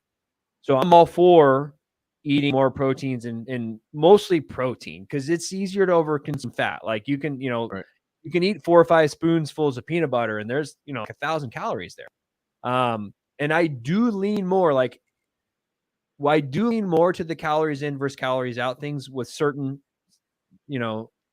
specifics on that, right? Because protein can be converted into energy, right? We have these different proteins made of amino acids, and they can be turned into both fat and carbohydrates, depending on whatever amino acid you like, right? Glutamine is an amino acid that can be turned into glucose very, very easily, right? So if you're working out and you do a scoop of glutamine and you're fasted, your body's just going to turn that into glucose. That's not going to mess up your blood sugar. But that costs energy. Does that make sense? So, like, if you have a scoop of glutamine and a scoop of glucose, your body actually has to transamation move glutamine into glucose. It costs energy to produce energy, where glucose doesn't cost as much, if that makes sense. And that's the thing for, you probably heard HIIT training versus, anaerobic is, when you have anaerobic exercise, your carbohydrate, we could turn into less ATP. Right? If you have oxygen and you're going at a slower rate, your body can take a glucose molecule and turn it into 32 ATPs, versus when you're in an aerobic state, you only get 4 ATPs. So you're 75, or 4x the amount of calories. But so really, at the end of the day, as long as you're getting enough protein, because you cannot turn carbs or protein, or you cannot turn carbs and fat into protein, and you need protein to build things. You need protein for your enzymes. You need protein for your neurotransmitters. Right? Tyrosine, the amino acid, turns into dopamine, right? And dopamine turns into adrenaline. Tryptophan turns to serotonin. Those are essential amino acids. You have to eat those. You have to. It is essential. And this is what I'm saying. The body's smart. Like, you look at some of the desert fathers, and you're like, they did it. We talked about this with, semen retention. It's like, how did these guys go, this long? And it's like, they did it. I don't know. That's, that's a part where you probably need to ask a priest. But they are essential from a scientific standpoint. And that's why I'd say, hey, to be honest, I think that most people can probably get by and not lose muscle if they're getting like a gram per kilogram. So almost half of what we're talking. Like, I get at least 100 grams in a day. I'm not trying to bulk. That's usually my bare minimum, though. If I can get 150, 200. Cool. 100 is my minimum, and it's hit or miss each day, but at least 100 grams of protein. Yeah, and you need that. It's essential. The other thing is, then you get into, you probably heard, essential amino acids. There are certain, like phenylalanine can be turned into tyrosine, right? And this is, some people lack this, and this is why it's one of those weird. I picked the worst example because it's one of the weird ones. This is kind of essential, non-essential. But your branch chain are essential: leucine, isoleucine, and valine. And there are studies showing that these amino acids in particular, I'm going to get nerdy, increase mammalian target of rapamycin, which is like one of the main muscle building enzymatic pathways of the body. So if you're not getting enough BCAAs, your body's going to say, hey, let's not build muscle. A lot of people take BCAAs before, and because it's signaling to the body. It's kind of cheat coding, right? Because usually for like 24 grams of whey protein, you're going to get 2 to 3 grams of leucine. You're going to get 2 grams, but you're doing soy, like there's hardly any branch chain in there. So you'd have to do 4 scoops of soy compared to 1 scoop of whey to get the same amount of leucine. And someone can fact check me on that one, but it's somewhere around that. Because the reason you're doing the whey protein is because it has all the essential amino acids in it, right? Steak has all the essential amino acids, chicken, whey protein, and actually pea protein. I'd say, like, right, this one thing someone said, what foods? Peas are actually one of the more decent ones. We talk lentils, peas, chickpeas. Really, I hate peas. Yeah. No, I got to recalibrate. And the issue, like, yeah, right, you probably heard this. If you're going to be brown rice and black beans, have a combination so that you hit all the essential amino acids. And I think in those studies, and honestly, those people, they're living, they're not thriving. But I think about 30 to 40 grams of protein a day is livable. So if looking at the Desert Fathers and how did they get by? Someone's like, what am I supposed to do for Lent? I'm like, talk to your priest. But and honestly, if you're getting 30 to 40 grams, and dude, there are people that fast for a week that maintain their muscle, because when you're fasting, you increase your growth hormone. And what's funny is when people think growth hormone, they think, oh, I'm going to get huge. Actually, growth hormone is much more about energy utilization and repair and recover. So, right, think about it from an evolutionary perspective of what is this doing? I haven't eaten for a week. My growth hormone goes up because I have to kill something, right? Or I have to figure out a way to get nutrients now. But it's also going to learn how to not over or under expend your energy at the same time, right? That's what cortisol is actually. Cortisol is like, we have no energy, reserve everything. And growth hormone is like, hey, chill out. We're going to figure out how we use this all optimally, and then we're going to recover, right? Because you've heard some people work out pretty good fast because growth hormone's high. So there's a balance there. Yeah, interesting. In regards to mental health, do you talk about this with some of your patients that come in regards to their testosterone or life? Do you have advice? Because as we said, the leading cause of men right now under the age of 50 is actually suicide, and mental health is a serious issue for men. And as we've highlighted, even with the FDA and its relationship to testosterone and doctors doing the type of stuff you're doing, there's a real attack on men and masculinity. I've talked about this, you've talked about this, but it's coming from all angles. What do you advise some of your patients in regards to maintaining a healthy mental state and how that relates to the physical status of their body? And obviously that relates to the spiritual, and maybe the spiritual, this is where you talk about mental health, but how do you pull all these things together? Yeah. I mean, like you're saying, I mean, most guys, I would say that I meet, especially they come to me in the state of having low testosterone. And again, we can get into this chicken or the egg thing. Like, what is it? Is it was he not doing well in life and he has lower testosterone and now he's depressed, or is he depressed and now he has low testosterone? So, I mean, really, at the end of the day, all I can do is say a lot of the things that you say, like, hey, what's your community like? At the end of the day, how's your family? What are the things in life you look forward to? Right. And yeah, I'd say spiritually, like, do you have a purpose in life? Right. We know that testosterone makes effort feel good, but you also have to have some type of drive or goal, right? Dopamine is the same thing. Most people think dopamine is like, I get the kick at the end. No, dopamine is what's driving you to finish your workout, right? Dopamine's that last like 3 to 4 reps that you're squeezing out. And so, I mean, medicine, we're going to have a real hard time with this. And this is where you see the manipulation of neurotransmitters, right? You see selective serotonin reuptake inhibitors. Oh, you're depressed? Let me increase your serotonin. And there's a reality to that. I don't think we really know the balance between that as practitioners, because I don't like SSRIs, but I have seen them in a few circumstances get people out of rough places. I mean, you and I can probably attest to caffeine. I don't know if I'd have made it through medical school without it. I don't know if I'd make it through life at this point without caffeine. It's the only thing that's keeping it's the thread that keeps my whole life together at this point. Which, and again, this is my whole conversation is like, if you came to me and you're like, hey, my life's pretty good, am I going to be like, you need to get off caffeine? Like, I'm like, maybe. And again, like I've said, how did I didn't, maybe I needed it to get through medical school. And that's when we look at the medical care system in general. It's like, yeah, you might get a staph infection. You need an antibiotic, right? You might be, hiking and you fall and you break your leg. Then you need to have surgery. Like, there are time and places for medicine. Like, I'm not here to demonize. I do think people get that way, Oh, I don't ever want to go to a doctor. I don't ever want to do this. I want to do that. It's like, maybe you need an SSRI, man. Like, a lot of people demonize me for that, but it's like, you know, let's say you lost your family member, you lost your job, you know, blah, blah, blah. Like the same thing that caffeine does. Caffeine can give you a little lift. You know, I'm actually probably a bigger proponent for pre-workout than I probably should be, because it gets people to the gym. You know what I mean? Like, I don't care. Like, get to the gym. Well, hey, have some coffee, have a C4. Like, if the worst thing that you do in your life is taking C4 and it's got some blue dye in it, but you lose 15 pounds and you go to the gym every day and you're motivated and you're doing better at work, I'll take that. I'll take that. You take that deal? I take that deal. That's a damn good deal. You know? And we just, like I said, we look at things, oh, that has blue dye 40 in it. It's like, bro, you're depressed. Like, you're suicidal. Like, let's try, you know, you don't have much of an option, bro. Like, I don't know what to tell you. You can sit here and argue with me, but yeah, I mean, it's hard because men are isolated probably more than ever. Right? You and I can probably attest to that. Like, I've moved a lot, 34 single.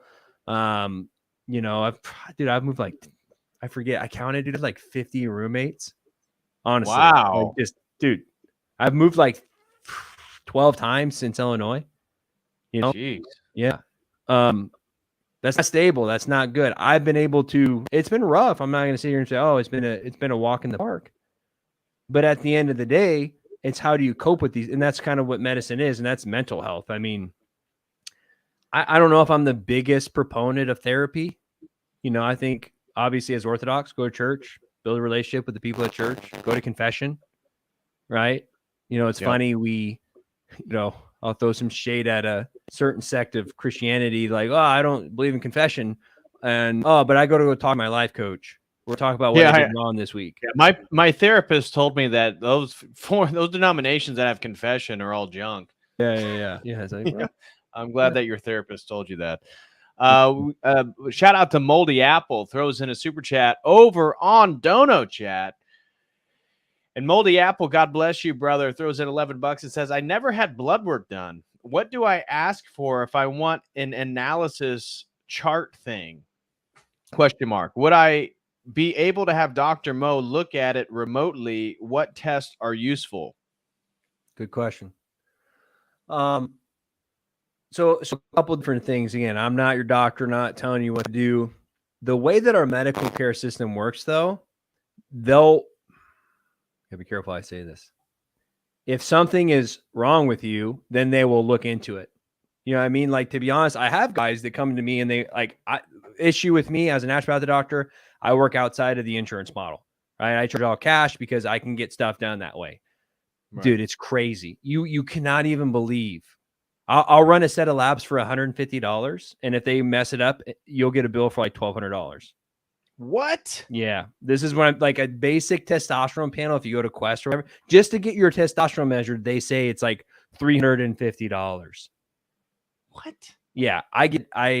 They'll do a backdoor deal with me because I'm paying cash and then they don't have to go through insurance. But the insurance company does the same thing, right? You tell your insurance company, hey, my knee surgery was $200,000. They say, we'll give you 40. Okay, cool. So if you want to get stuff measured, the doctor most of the time, and especially in the insurance-based model, they're going to need to know something's wrong. So unfortunately, if you want to get your testosterone measured in your early 20s, is there erectile dysfunction? Are you tired? Like, you have low libido? And even then, they might just say, okay, here's some Viagra and see you later. But it's sad because, again, I look at this the opposite direction. I'm like, I got my testosterone measured at 23. I remember I went to medical school. I'm like, I've never had mine measured. That's something I need to do. I think it's just know where it is. Because like I say, maybe you have it measured right now and it's 700. And then, like I said, a year from now, you're feeling kind of down. It's still 700 and your thyroid's off. Okay, well, we know it's not your testosterone, it's your thyroid, right? So most primary care doctors, if you build a good relationship with them, you can go and say, hey, I'm, throw them a couple of symptoms, say, hey, I'm not feeling energized like I used to. I'm not recovering. My libido isn't where I used to. But I think, most people should get what's called a CBC. It's a complete blood count, super cheap. Just looks at your red and white blood cells. Basically, it tells me Your white blood cells, how many you have, and then it breaks down your neutrophils, your lymphocytes, your monocytes, eosinophils, and basophils, your 5 major white blood cells. And then we look at a number of them and a percentage. Because if you have high eosinophils, you're most likely suffering from seasonal allergies. You have high neutrophils, you could be having a staph infection. And again, people have different levels. Like, for instance, I've noticed younger, healthier males on a CBC, we measure red blood cells. We look at platelets. Often we'll see platelets are kind of usually in the lower range for most young, healthier males. It's just, I wouldn't be, like, for instance, the platelet range, depending on the labs, 150 to 400, sometimes 200 to 400. But Patrick, like, I would, if yours came back, 170, I wouldn't be surprised. But it's good to know that now, not when it's 3 years from now and you're in a car accident and you're like, why is this platelet so low? You'd be like, hey, I've had platelets measured before. I usually run low. So you want to run a CBC. Most doctors run that. A CMP is called a complete metabolic panel. That's basically looking at your liver and kidney function. It looks at your blood electrolytes, kidney-wise, your creatinine, which is a byproduct of creatine, or your kidneys filtering that out. And then your liver creates proteins and albumins and globulins, and it clears them. And then you also have your liver enzymes, which are basically like the RPMs of your liver and how hard they're running. But for guys, I can say that. What do I run? I run a CBC on a guy. I run a CMP on a guy. I'll run his total testosterone, right? And then we didn't talk about it yet. We run a free testosterone, right? Your total testosterone is how much you have. Your free testosterone is how much is active. That's way more important. I tell guys it's kind of like fighter jets. Like, your testosterone is your fighter jets. Are they sitting on your aircraft carriers, which is called sex-hormone binding globulin, or are they out there, fighting and doing their thing? Yeah. Right. So your free is way more important. And I see this all the time. I see guys who are like, oh, my total's fine, but you have less free than someone with half as much as yours. Your sex-hormone binding globulin in women, high amounts of exposure to estrogen sends up your sex-hormone binding globulin and lowers your free testosterone. Women who have been on birth control, hormonal birth control, often will have long-term high sex-hormone binding globulin. It's almost impossible to get it down, which sucks, because then your free testosterone in women, I have put women on testosterone replacement therapy too. Because you get like the conundrum is, well, you took all these birth control for 15 years. Now your sexual binding globulin's high. Now your testosterone's low. You don't have libido. You don't want to be with your husband. You have your belly. You can't lose that baby weight, which is often usually thyroid for women. So CBC, CMP, total free testosterone. I'll measure an estradiol in a guy. Again, another important thing I didn't really talk about when you're looking at blood is it's not how much estrogen you have. It's like THC and CBD. What is the ratio between estrogen and testosterone in a guy?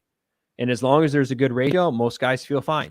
And again, we haven't measured estradiols in guys. Like, we just don't do it. Like, I'm on TRT, and I try to get a local doctor here. Like, I was like, oh, I have nice health insurance now because maybe they'll cover it. And my nurse practitioner argued with me about, like, why would I run an estradiol? I'm like, because I'm on testosterone, and testosterone converts into estrogen. And then we argue about some other. It was obviously a waste of my time. But right, testosterone, estrogen. You could run a PSA just to have one prostate specific antigen. It's a very sensitive but not specific test, meaning if you have prostate cancer, it goes up, but very rarely when it goes up, do you actually have cancer. But again, get that marker down when you're younger. So, as you age, prostate, sorry guys, 50% of guys by the time they're 60 will have a prostate issue, and it's 90% of men by 80 will have a prostate issue. So wow, keep a pulse on it. It's going to happen. You're asking about GGT. Oh yeah. Why do doctors in America not measure GGT liver enzyme, while actuaries use it as a metric for life insurance? Ivor Cummins fact. Yeah. Your guess is as good as mine. I assume it's an insurance issue that it's probably more expensive. I just assume ALT and AST are cheaper. GGT is another, liver enzyme. Usually you measure that after you have elevated enzymes. So again, one of the issues with the insurance model is they want to do the least amount possible, right? So for instance, you hurt your shoulder. They're going to make you do an x-ray. An x-ray ain't going to tell you anything unless it's broken. You know what I mean? This is I heard tear. It's like, well, let's do an x-ray. It's like, I know it's not broke. Like, you can feel it. You can do what do you call it?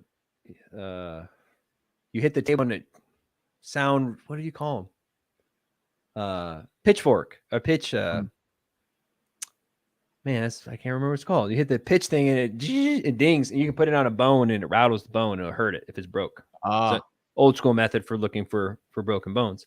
But they're going to make you do an X-ray before they do an MRI. I'm like, I'm not going to see a slap tear or Terry's minor tear or whatever, supraspinatus. Tuning fork? Tuning fork. Yeah. Thank you, David. God bless you, bro. Yeah, we had a bunch of tuning fork. Yeah. We would ding, and then you literally, like, if you had like a broken your shin, it'd be a perfect place. If you have a break, it vibrates the bone and it makes it hurt. Oh, interesting. So that'd be my guess. Why, that's the insurance model. It just runs our industry at the end of the day. If somebody theoretically in the ortho community went and got the test that you recommended, but they don't really trust the medical practitioner that they work with to analyze that data and give them accurate feedback based on everything we discussed, do you offer a service where people can purchase sessions with you for them to look over their test results? Sure. Yeah. You can reach out to me. I got a website. You can, if you slide into my DMs, I'll just, I'll send you to my front desk. Yeah, it's just drmichaelmoeller.com is my website. Here's his DMs. Yeah, you can go to my link on tree. YouTube. Go what? Do what? My link tree. Link tree. Okay. And then says become a patient. Become a patient. Yeah. Book an appointment. There you go. So if anybody's interested, if Moldy Apple, you're able to get your test done and you kind of are leery about the gentleman checking it out and analyzing, because that was the thing that I talked to you about, my dad wanting to get testosterone. He went and got his checked. It was like 468. He's 72 years old. And the doctor refused to even contemplate putting him on any testosterone. Well, and again, here I am being a shill. Like, this is the other issue, is that, number one, we didn't know what free was, right? For all you know, right. All we knew was the test level, because yeah. And like I said, so we have a limited data, but like I said, there's one study that shows in 1988, the average 65-year-old was in the high 500s, right? So, your dad being 70, it's like, okay, he's not too far off, but does he have, and this is where I'd say, okay, but does he have symptoms? And he's like, yeah, dude, I'm tired. I don't want to go do that. I'm like, okay, why not try it? And like, if I can say, hey, here are your risks, here are your benefits. And I have this all the time, especially with older men. I'm like, what do you got to lose? Dude, you want to talk to a guy that doesn't want to live anymore? Talk to a guy that's had prostate cancer and went on anti-androgen therapy, Lupron. They nuke their testosterone because they're afraid of it with testosterone. My neighbor, I met a guy here and he's like, ruined my life. Lost my girlfriend. She moved out. I didn't want to get off the couch. And this is, again, it's so hard, chicken or the egg. I'm like, I'm not saying that neurotransmitters are everything, but they definitely matter. Like, someone has been on caffeine and not been on caffeine for a couple of days. It changes you who you are and what you're able to do. And testosterone is the same thing. Like, low libido, no energy, not being able to put on muscle mass. This is what happens. And I'm not saying that, like, if you don't work out, it won't help, or there aren't other things that are contributing. But at the end of the day, if you don't have an immune system, you have a staph infection, you need an antibiotic. Like, it's going to kill you. Staph you will go septic and die. And we get into this place, like, if you're at 72, and I just said, hey, let's look at the risk versus reward. Let's just say it increases his chance of a heart attack by 10% over the next 10 years, but he's going to have more muscle mass, right? So it's not a stat. That's not even true. It actually decreases cardiovascular events. Guys who have higher testosterone live longer. This is where I'll get my stroke box and just chill out. TRT. Guys with higher testosterone live longer. Decreased chance for aggressive prostate cancer. Decreased chance for diabetes. Decreased chance for heart disease. Decreased chance for Alzheimer's and dementia. Almost every metric out there shows a longer, healthier life with higher testosterone. You can say, well, we don't have studies showing, though, that if you give a guy testosterone, he lives longer. We just know people who live longer have higher testosterone. That's a fair argument. But I'd say, well, why wouldn't I just... It's kind of like saying guys who have V8 trucks have always worked. I'm like, why don't we just put V8 trucks everywhere? you know. And again, I'm not saying everyone needs to be on TRT, but I do think it's demonized in a way. It's like your dad wants to be on testosterone, he's 72, and he's like, you know what? I know the risks versus the rewards. It's like, we'll give someone caffeine. We'll let people, you know, cigarettes, alcohol, even if it was, these things are way more dangerous than testosterone. Opiates, statins, heart blood, like all these other things. No one's overdosed on testosterone. No one. Doesn't mean, your blood can get thick, and then we got to decide, okay, what does that look like? Estrogen. Okay, fertility. I don't know if your dad's worried about fertility right now at 70, you know? So all these things need to be considered. And then we look at, again, one of the major things I like, and probably you do too, like weightlifting is so awesome because muscle mass is like the number one predicator for a long life. You know, you're not, you know, like how many older people fall down the stairs, break their hip, go to the hospital, get pneumonia and die. Yeah. Like it's just lack of resiliency. And from a symbolic perspective of being able to take on the world, muscle mass. And so if that's whey protein, supplements, whatever that looks like, when you look at older women, they get bone problems because their estrogen goes down. Why wouldn't I give an older woman estrogen then if I know osteoporosis happens in older women? Doesn't mean we can't supplement with calcium and magnesium in other ways. But there's nuance. And then again, like someone, well, what about breast cancer? Well, I'd say bioidentical hormones. That was a bad study that came out where they used non-bioidenticals. They used progestins from horse urine, which was like not bioidentical and caused cancers. That's true. That hasn't been proven with bioidenticals in women. And I'd say, do you want to deal with hot flashes and weak bones, or do you want to risk, you know, taking estrogen? So, right. And but I'm just saying we don't play that way. Every doctors don't practice medicine. Doctors just don't want you to die so they don't get sued. That's it.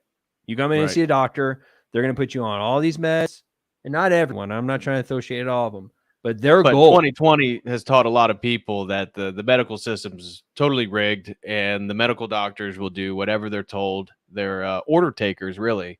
And as a medical doctor who told me, who was aware of some of the things that were going on at the beginning of 2020 and eventually just gave up and started participating in it and promoting the jibby jab. He said, what do you expect me to do? The lawyers run the hospital. And so there it is. You want a license, you know, look at the birth. I said, do you want a license as a doctor? You got to like, so, you know, and it's sad. The birthing industry is one of the worst examples of this. I don't know if you've looked at the stats on C-sections. I mean, it's well over 50% in most hospitals. Because, again, think about being a doctor, and I'll empathize with them. My job is to make sure that baby comes out alive. Right? Ooh, it's breached. Right. I don't know if your hips are big enough. Oh, I don't know. And again, heaven forbid something happened. In all honesty, dude, just slice it open and take it out. You know what I mean? If I'm a doctor and you're scared, like imagine being the one to make that call. If you're a doctor and this woman comes in and, you know, the baby's not at the right angle, she's in backwards, it's breech, like things aren't going well. She's been in labor for 24 hours. Let's just slice her open. I know that will get the baby out well, whether it, you know, coming through an actual birth, there could be complications. And I don't think that's the way, but let's just say, you know, 99.99999% of C-sections end up with a healthy baby, and 99% of regular birth, it's still 1 in 100. As a doctor, if you're going to do 10 births a day, you're going to lose some babies over your career, and you're probably going to get sued if things weren't handled properly. Right. So doctors, I'd say they can't practice medicine. You know, like it's funny, people come and they ask me questions like the gentleman earlier asked me about clomiphene and anastrozole. When I first started doing testosterone replacement therapy, I was told this is the protocol: 200 milligrams of test a week, 250 IUs of ACG twice a week, 1 milligram of anastrozole. As I started to practice, I started to notice guys felt terrible, and I couldn't figure out why. So I had to start peeling things off. Now, when guys come to me and they've done all the other things first, but when we do testosterone, I do just testosterone first. That's it. Then we decide, do I need to add ACG for fertility? Not only fertility, but that increases what's called intertesticular testosterone. So if you take ACG on TRT, your body will keep producing it. But with that, you have more estrogen and DHT produced, which can produce side effects. If I do 2 medications at once and you say, hey, I got acne, I don't know which one it came from. I'm moody. I don't know which one it came from. So I do one thing at a time. I'm just highlighting when I was in school, they said, this is how you do it. And then when you come out of school, it takes a lot of bravery after a while to be like, you know what? I'm not putting this guy on a statin. I don't care if his cholesterol is 240, but you're going to hear it from him when you go to another doctor. He's like, who are you seeing? Why did this doctor put you on a statin? You're at 240. You're increasing your chances for myocardial infarctions by 3.2% over the next 40 years. It's like, so it's hard. You know what I mean? Like, look at all the doctors that during what happened in 2020 that lost their career. They'll never be able to practice. Those guys aren't going to get a medical license again. Right. Even if they had one to begin, a lot of times it takes a while for, I don't think I'm saying anything that really puts my license at risk, but more than almost any other doctor.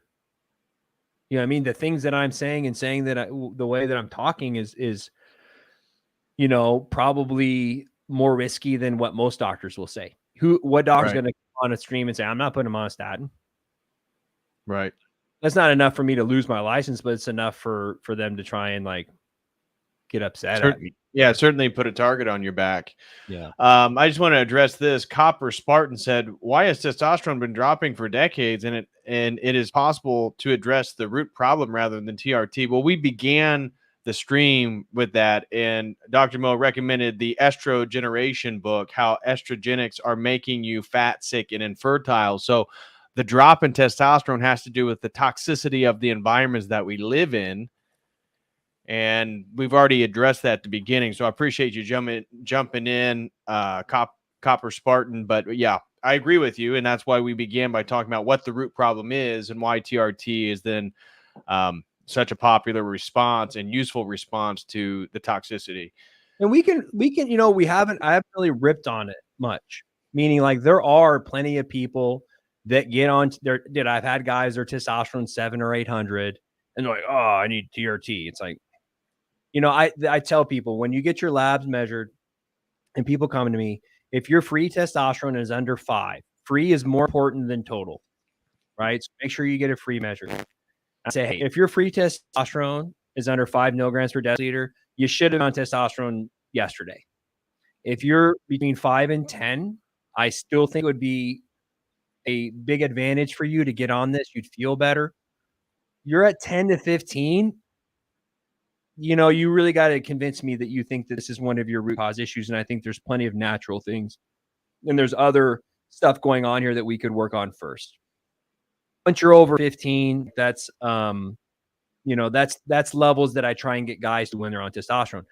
But funny thing, with transgender, I think the level they try and get most guys to is over 300, or most transitioners is over 300 is their protocol. I was checking this out. And, but if a guy is at 275 and he comes to the doctor, he won't get testosterone, so they'll give a girl who's 50 and wants to be at 300, they'll give her testosterone, but they won't give a guy at 270.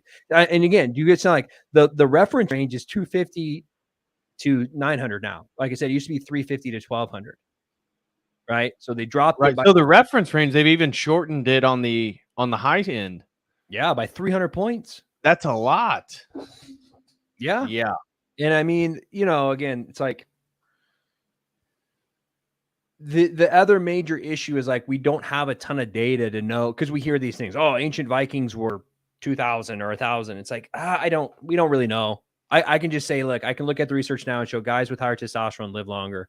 But again, it doesn't mean, we haven't done much ripping on it. You can get blood thickness. It will decrease your fertility, make fertility issues for you, especially if you're a younger guy. I will caveat that. Never seen a guy get on testosterone and become permanently infertile. I haven't seen it. And you can look at bodybuilding. Like Arnold and Stallone were running stuff for a long time and had plenty of kids. Have you seen Stallone's kid? I mean, right? I think and Arnold same way. Yeah. Same thing with a lot of professional bodybuilders. It doesn't mean it won't make it more difficult. It's a lot like women who have used birth control. It can definitely make it more difficult. Right. And that's something you should know if that's a route you want to go down.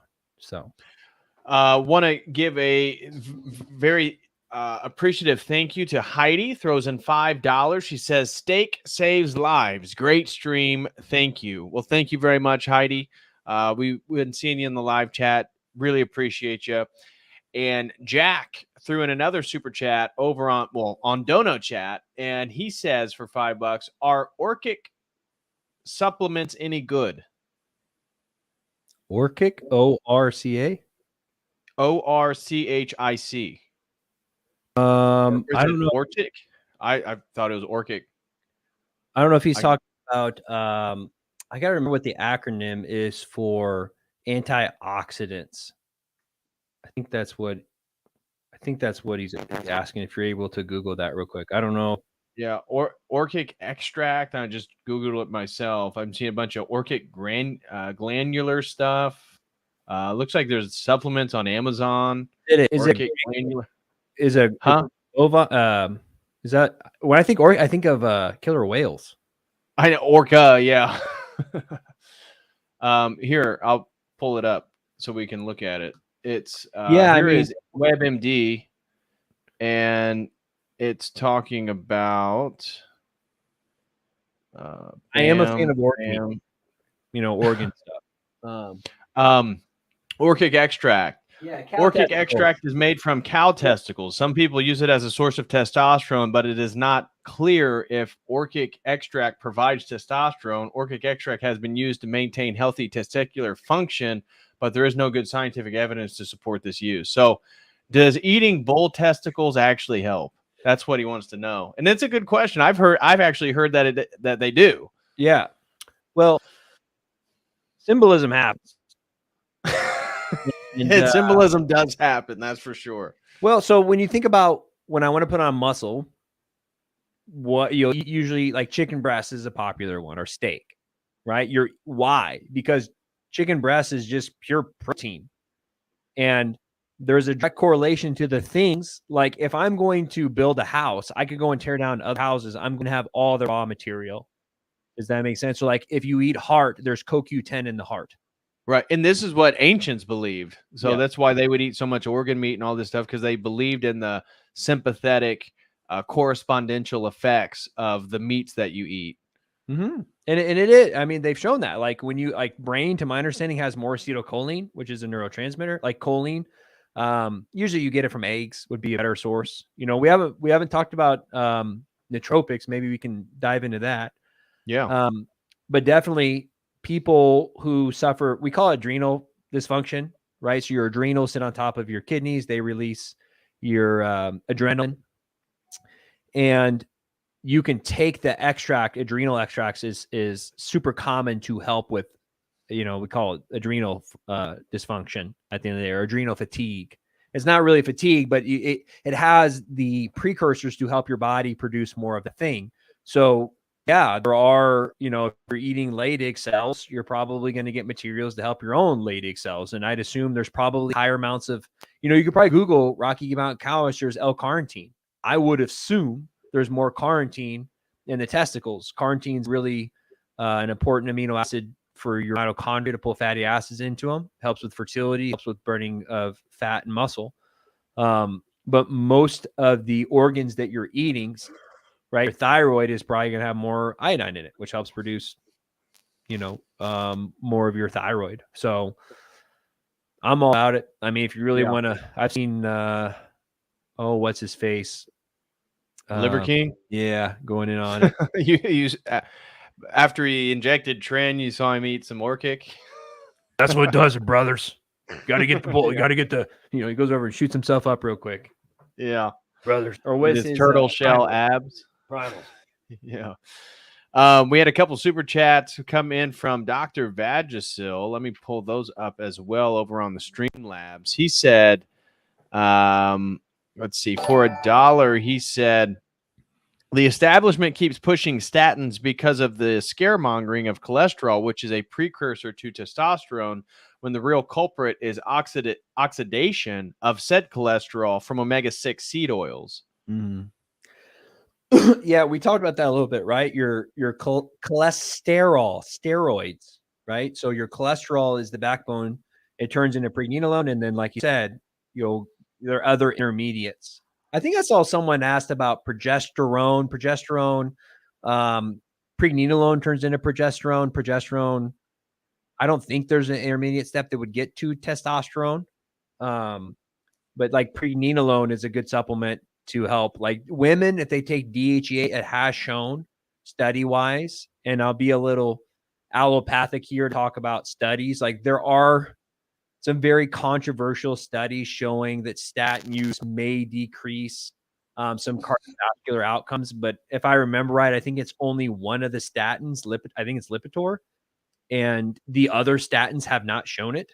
If that makes sense, it's like, wow, this one drug by this one company happened to show what it was supposed to, but the other ones haven't. Right. But that's, yeah, you see like statins, often you have muscle pain with that. There's conflicting evidence with erectile dysfunction. And I can make an argument actually for both. Heart disease, in my opinion, is like kind of a 3 or 4 pronged approach, right? You think about your blood vessels as a tube, right? And you have things that are floating down there. You have cholesterol, you have proteins. And really, at the end of the day, I'd argue what's called glycation, glucose sticking, right? You measure a hemoglobin A1C. What is that? You have hemoglobin on your red blood cells. They live for 60 to 90 days. And we can look at how much your red blood cells are covered in sugar, right? So the more sugar you have, the more it glycates and sticks. And the more that rolls down your blood vessels, it kind of cuts up your endothelial lining, the lining of the inside of your blood vessels, right? And that scarring and that cutting is what causes the thickening. You get these foam cells developed, and cholesterol is also in on that mix. So it's more like a highway. It's more of like, you have a ton of things floating down your bloodstream. And the issue is often people who have high cholesterol often have high blood sugar. You know, they often have other issues. Most of your cholesterol is actually produced by your body. It's not from eating it. Dude, I ate like four eggs and 6 slices of bacon and a cup of cheese for breakfast for months, and my cholesterol never broke 120. I have really weird, maybe 140, 160. I have really weird low cholesterol. It's mostly created endogenously, right? Endogenously means inside of your body. Your cholesterol is actually created and regulated by what's called HMG colectase. That's how statins block that. Like that's the rate limiting enzyme by which you create cholesterol. And, you know, so your body's regulating, like, do I need more testosterone? Therefore, we need to make more cholesterol. And this is one of the big issues with most medications is you're only looking at one thing, right? You're clogging up one pathway. So yeah, we stop the production of cholesterol, but like Vagisil is saying, is that going to decrease pregnenolone and testosterone levels? To be honest, the studies vary. There are some showing that it does directly decrease testosterone, but you have to think about it this way too, that if you're decreasing the GUC, right, in the blood vessel, is that actually better for the blood vessel? I can see their argument for that. And if someone is really sick and unhealthy, so for instance, we're going to side tangent. Everyone's probably heard about Ozempic, right? Mm-hmm. Semaglutide is a glucagon like GLP-1 agonist, glucagon like 1 peptide, and glucagon is a fasting hormone. Now, you and I bet, Patrick, if you and I took it, we'd probably not lose any weight. But someone who is 300, 400 pounds, it may be of some benefit to them. And the issue with modern medicine is they go, wow, this 400-pound person lost 20 pounds. Let's give it to someone who's 180. It's not going to do the same thing. Like, obviously, like, I don't, is that hard to figure out? Like, these drugs work. So yeah, maybe cholesterol in a, we call it SAD diets, you know, standard American diet. Maybe a statin will decrease cardiovascular outcomes in that patient specific population. You know, they do this with the vegan studies. So like, oh, look at the vegan diet is better than, it's like, yeah, because you're comparing it to people who eat McDonald's. Right. So it's like, what is your, by what standard? Right. Dr. Vagisil threw in another one for $2. He said it's sad because boomers put more trust on white lab coat over the red letters they should be following. / the key to turning Gen Pop health around is educating people on what nutrients to look for in food. Yeah. Yeah. I mean, it's like it's the military industrial complex. It's the television. Yeah. You know, they got swept away. I think, right? We talked about this, and we talked about I think Kellogg was in a like what did he was trying to feminize these little boys by having them eat all the time. Right. Wait, do you remember? Someone like I forget his occult. He had like a. Do you remember? Yeah. Kellogg? I do not remember exactly, but I know what you're talking about. The thing is like that. He was icing kids' testicles and stuff to make them celibate, and then Yeah. a bunch of wheat to kind of nuke their libido. Yeah, he was into some weird sexual stuff that was tied with some occult beliefs. Well, I think maybe it was Rachel that was talking about that. Rachel Wilson. I'm not sure, but I remember we discussed. We were there at school because he was I forget one of the big health organizations. So Dr. Vagisil threw in another one. He said, I see few of BPC 157 pills on the site you link. Are those mainly for gut issues versus injectable version for specific injuries? Thanks. God bless. Oh yeah, we haven't really talked about peptides. I think we need to do a part 2 on nootropics and stuff like that. Let's save that for another stream. But you want to address his question? Yeah. So yeah, BPC 157. They first found it in rats is where they isolated. It's just a naturally occurring amino acid sequence in your gut, and your gut regenerates very quickly, right? Like you probably know inside your mouth, like things that are wet usually regenerate quicker. Your muscles regenerate quicker than cartilage because it has more blood flow. But they found the rats, they isolated the sequence out, and then they kind of moved it into their large intestines where you would have like colitis and stuff, and they saw how quickly it was regenerating. And then I believe some bodybuilders are like, this regenerates this soft tissue in the small intestines. Maybe it'll help me with my delt tear.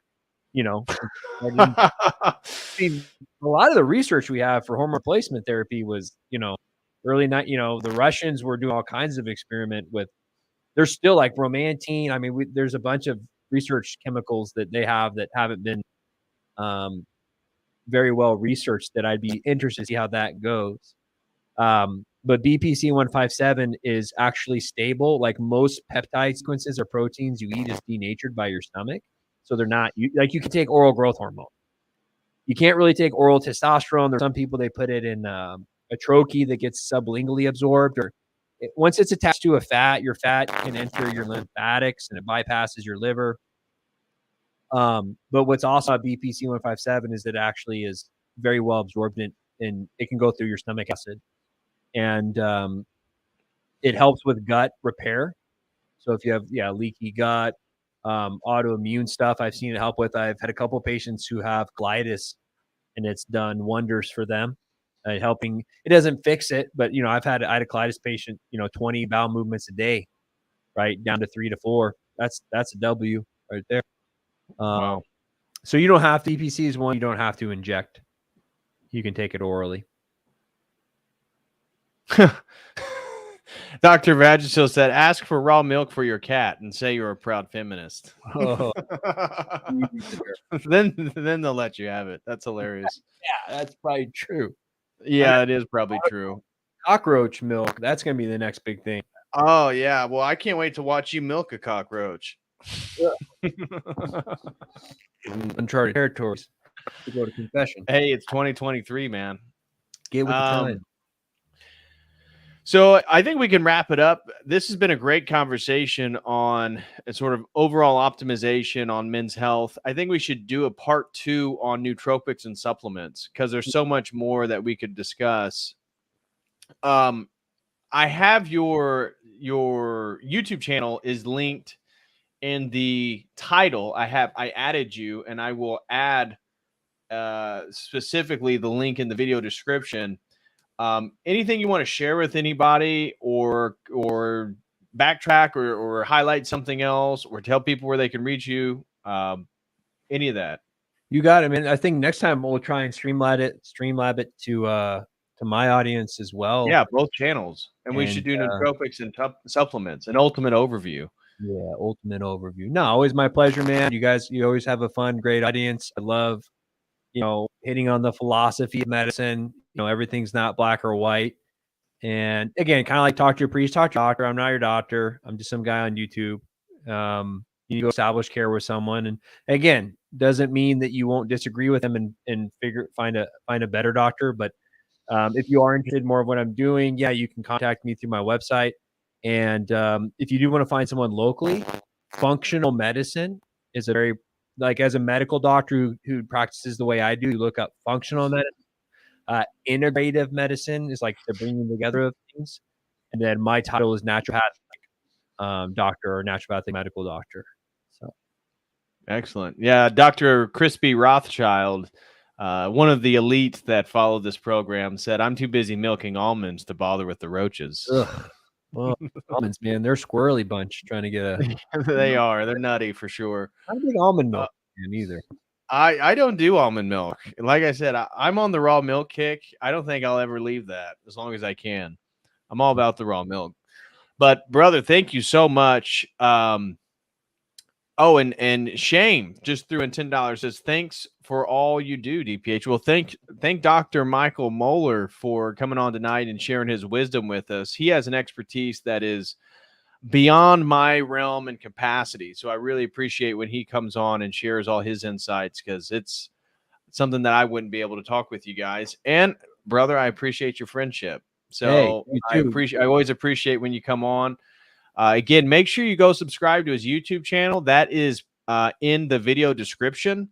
Also, if you are a single, for all the single ladies out there, if you're looking for a little love, you can shoot a little DM over to Dr. Michael Moeller here on Instagram. I don't know. What is your ad over there? It is. I should probably start giving them Father David's email address. You gotta go through my priest first. You got to go through his priest. So you better put your best foot forward if you're looking to get off the market and build your family. But got it. Yeah, sourdough too. Yeah, exactly. Anything else you want to mention? Again, thanks everybody. I want to give a special shout out to all the super chatters. Of course, Nick Offinger and his family, the Orthodox Farm Chad. Shout out to Shame over here on YouTube. Everybody who donated over on Dono Chat. Tyler, Moldy Apple, Heidi, and Jack. Thank you guys so much. And over on Streamlabs, major shout out to the Dr. Vagisil as always. And Edenin threw in $1. So thank you guys for all the support. Brother, is there anything you want to mention before closing shop here? God bless everyone, man. Send pray for me. Yeah, and pray for me. So pray for both of us. I'm Patrick. He's Michael. That's our Christian names and our real names. So I'd always appreciate that.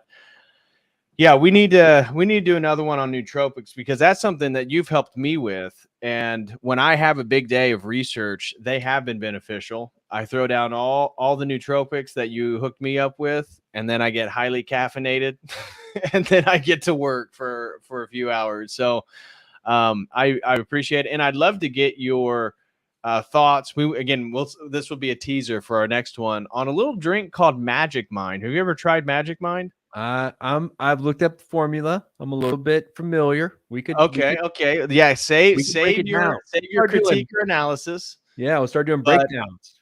I did buy a thing of Magic Mind, and I couldn't really tell. I noticed that it felt like I was getting a benefit, but I couldn't really tell. So we'll save this for next time to dive into some of these sort of biohacking, nootropics, and supplement and stuff like that. Awesome. Love it, man. Always a pleasure to be here, man. For sure. Love your work. Well, hey, I love you, man, and I appreciate it as your godfather, and I'm obligated to pray for you, and I do every night. So anyways, guys, thank you all so much. Smash that like. Make sure you follow Dr. Michael Moeller, and we will be back again tomorrow. I'll be back with Made by Jim Bob. We'll be discussing Neil deGrasse Tyson's latest anti-scientific opinions. And that's going to be a lot of fun. So we'll be looking at his latest interview over on trigonometry, where he's defending the multiplicity of genders against. I see. Yeah. We'll be watching his stuff on the Jibby Jab and defending that. So that's going to be a fun one. We got John Heers is going to be coming on from Why Are We Talking About Rabbits? He's going to be coming on and we'll be talking about First Things, his foundation, First Things Foundation, but then First Things First and how that applies to how we live our lives. And then Allison from A Devotional Heart will be on Thursday to talk about biblical marriage, the roles of men and women. And we'll be going through scripture and looking at what does the Bible say about marriage. And that's going to be a fun one too. And then we'll probably do an open panel Friday. So it's going to be a busy week. We're pumping out content. We got reels coming out every day, and I'll be cutting up some clips. So a lot of stuff. But anyways, guys, thank you all so much. Smash that like, and I will see you all tomorrow. Until always, God bless. Yes.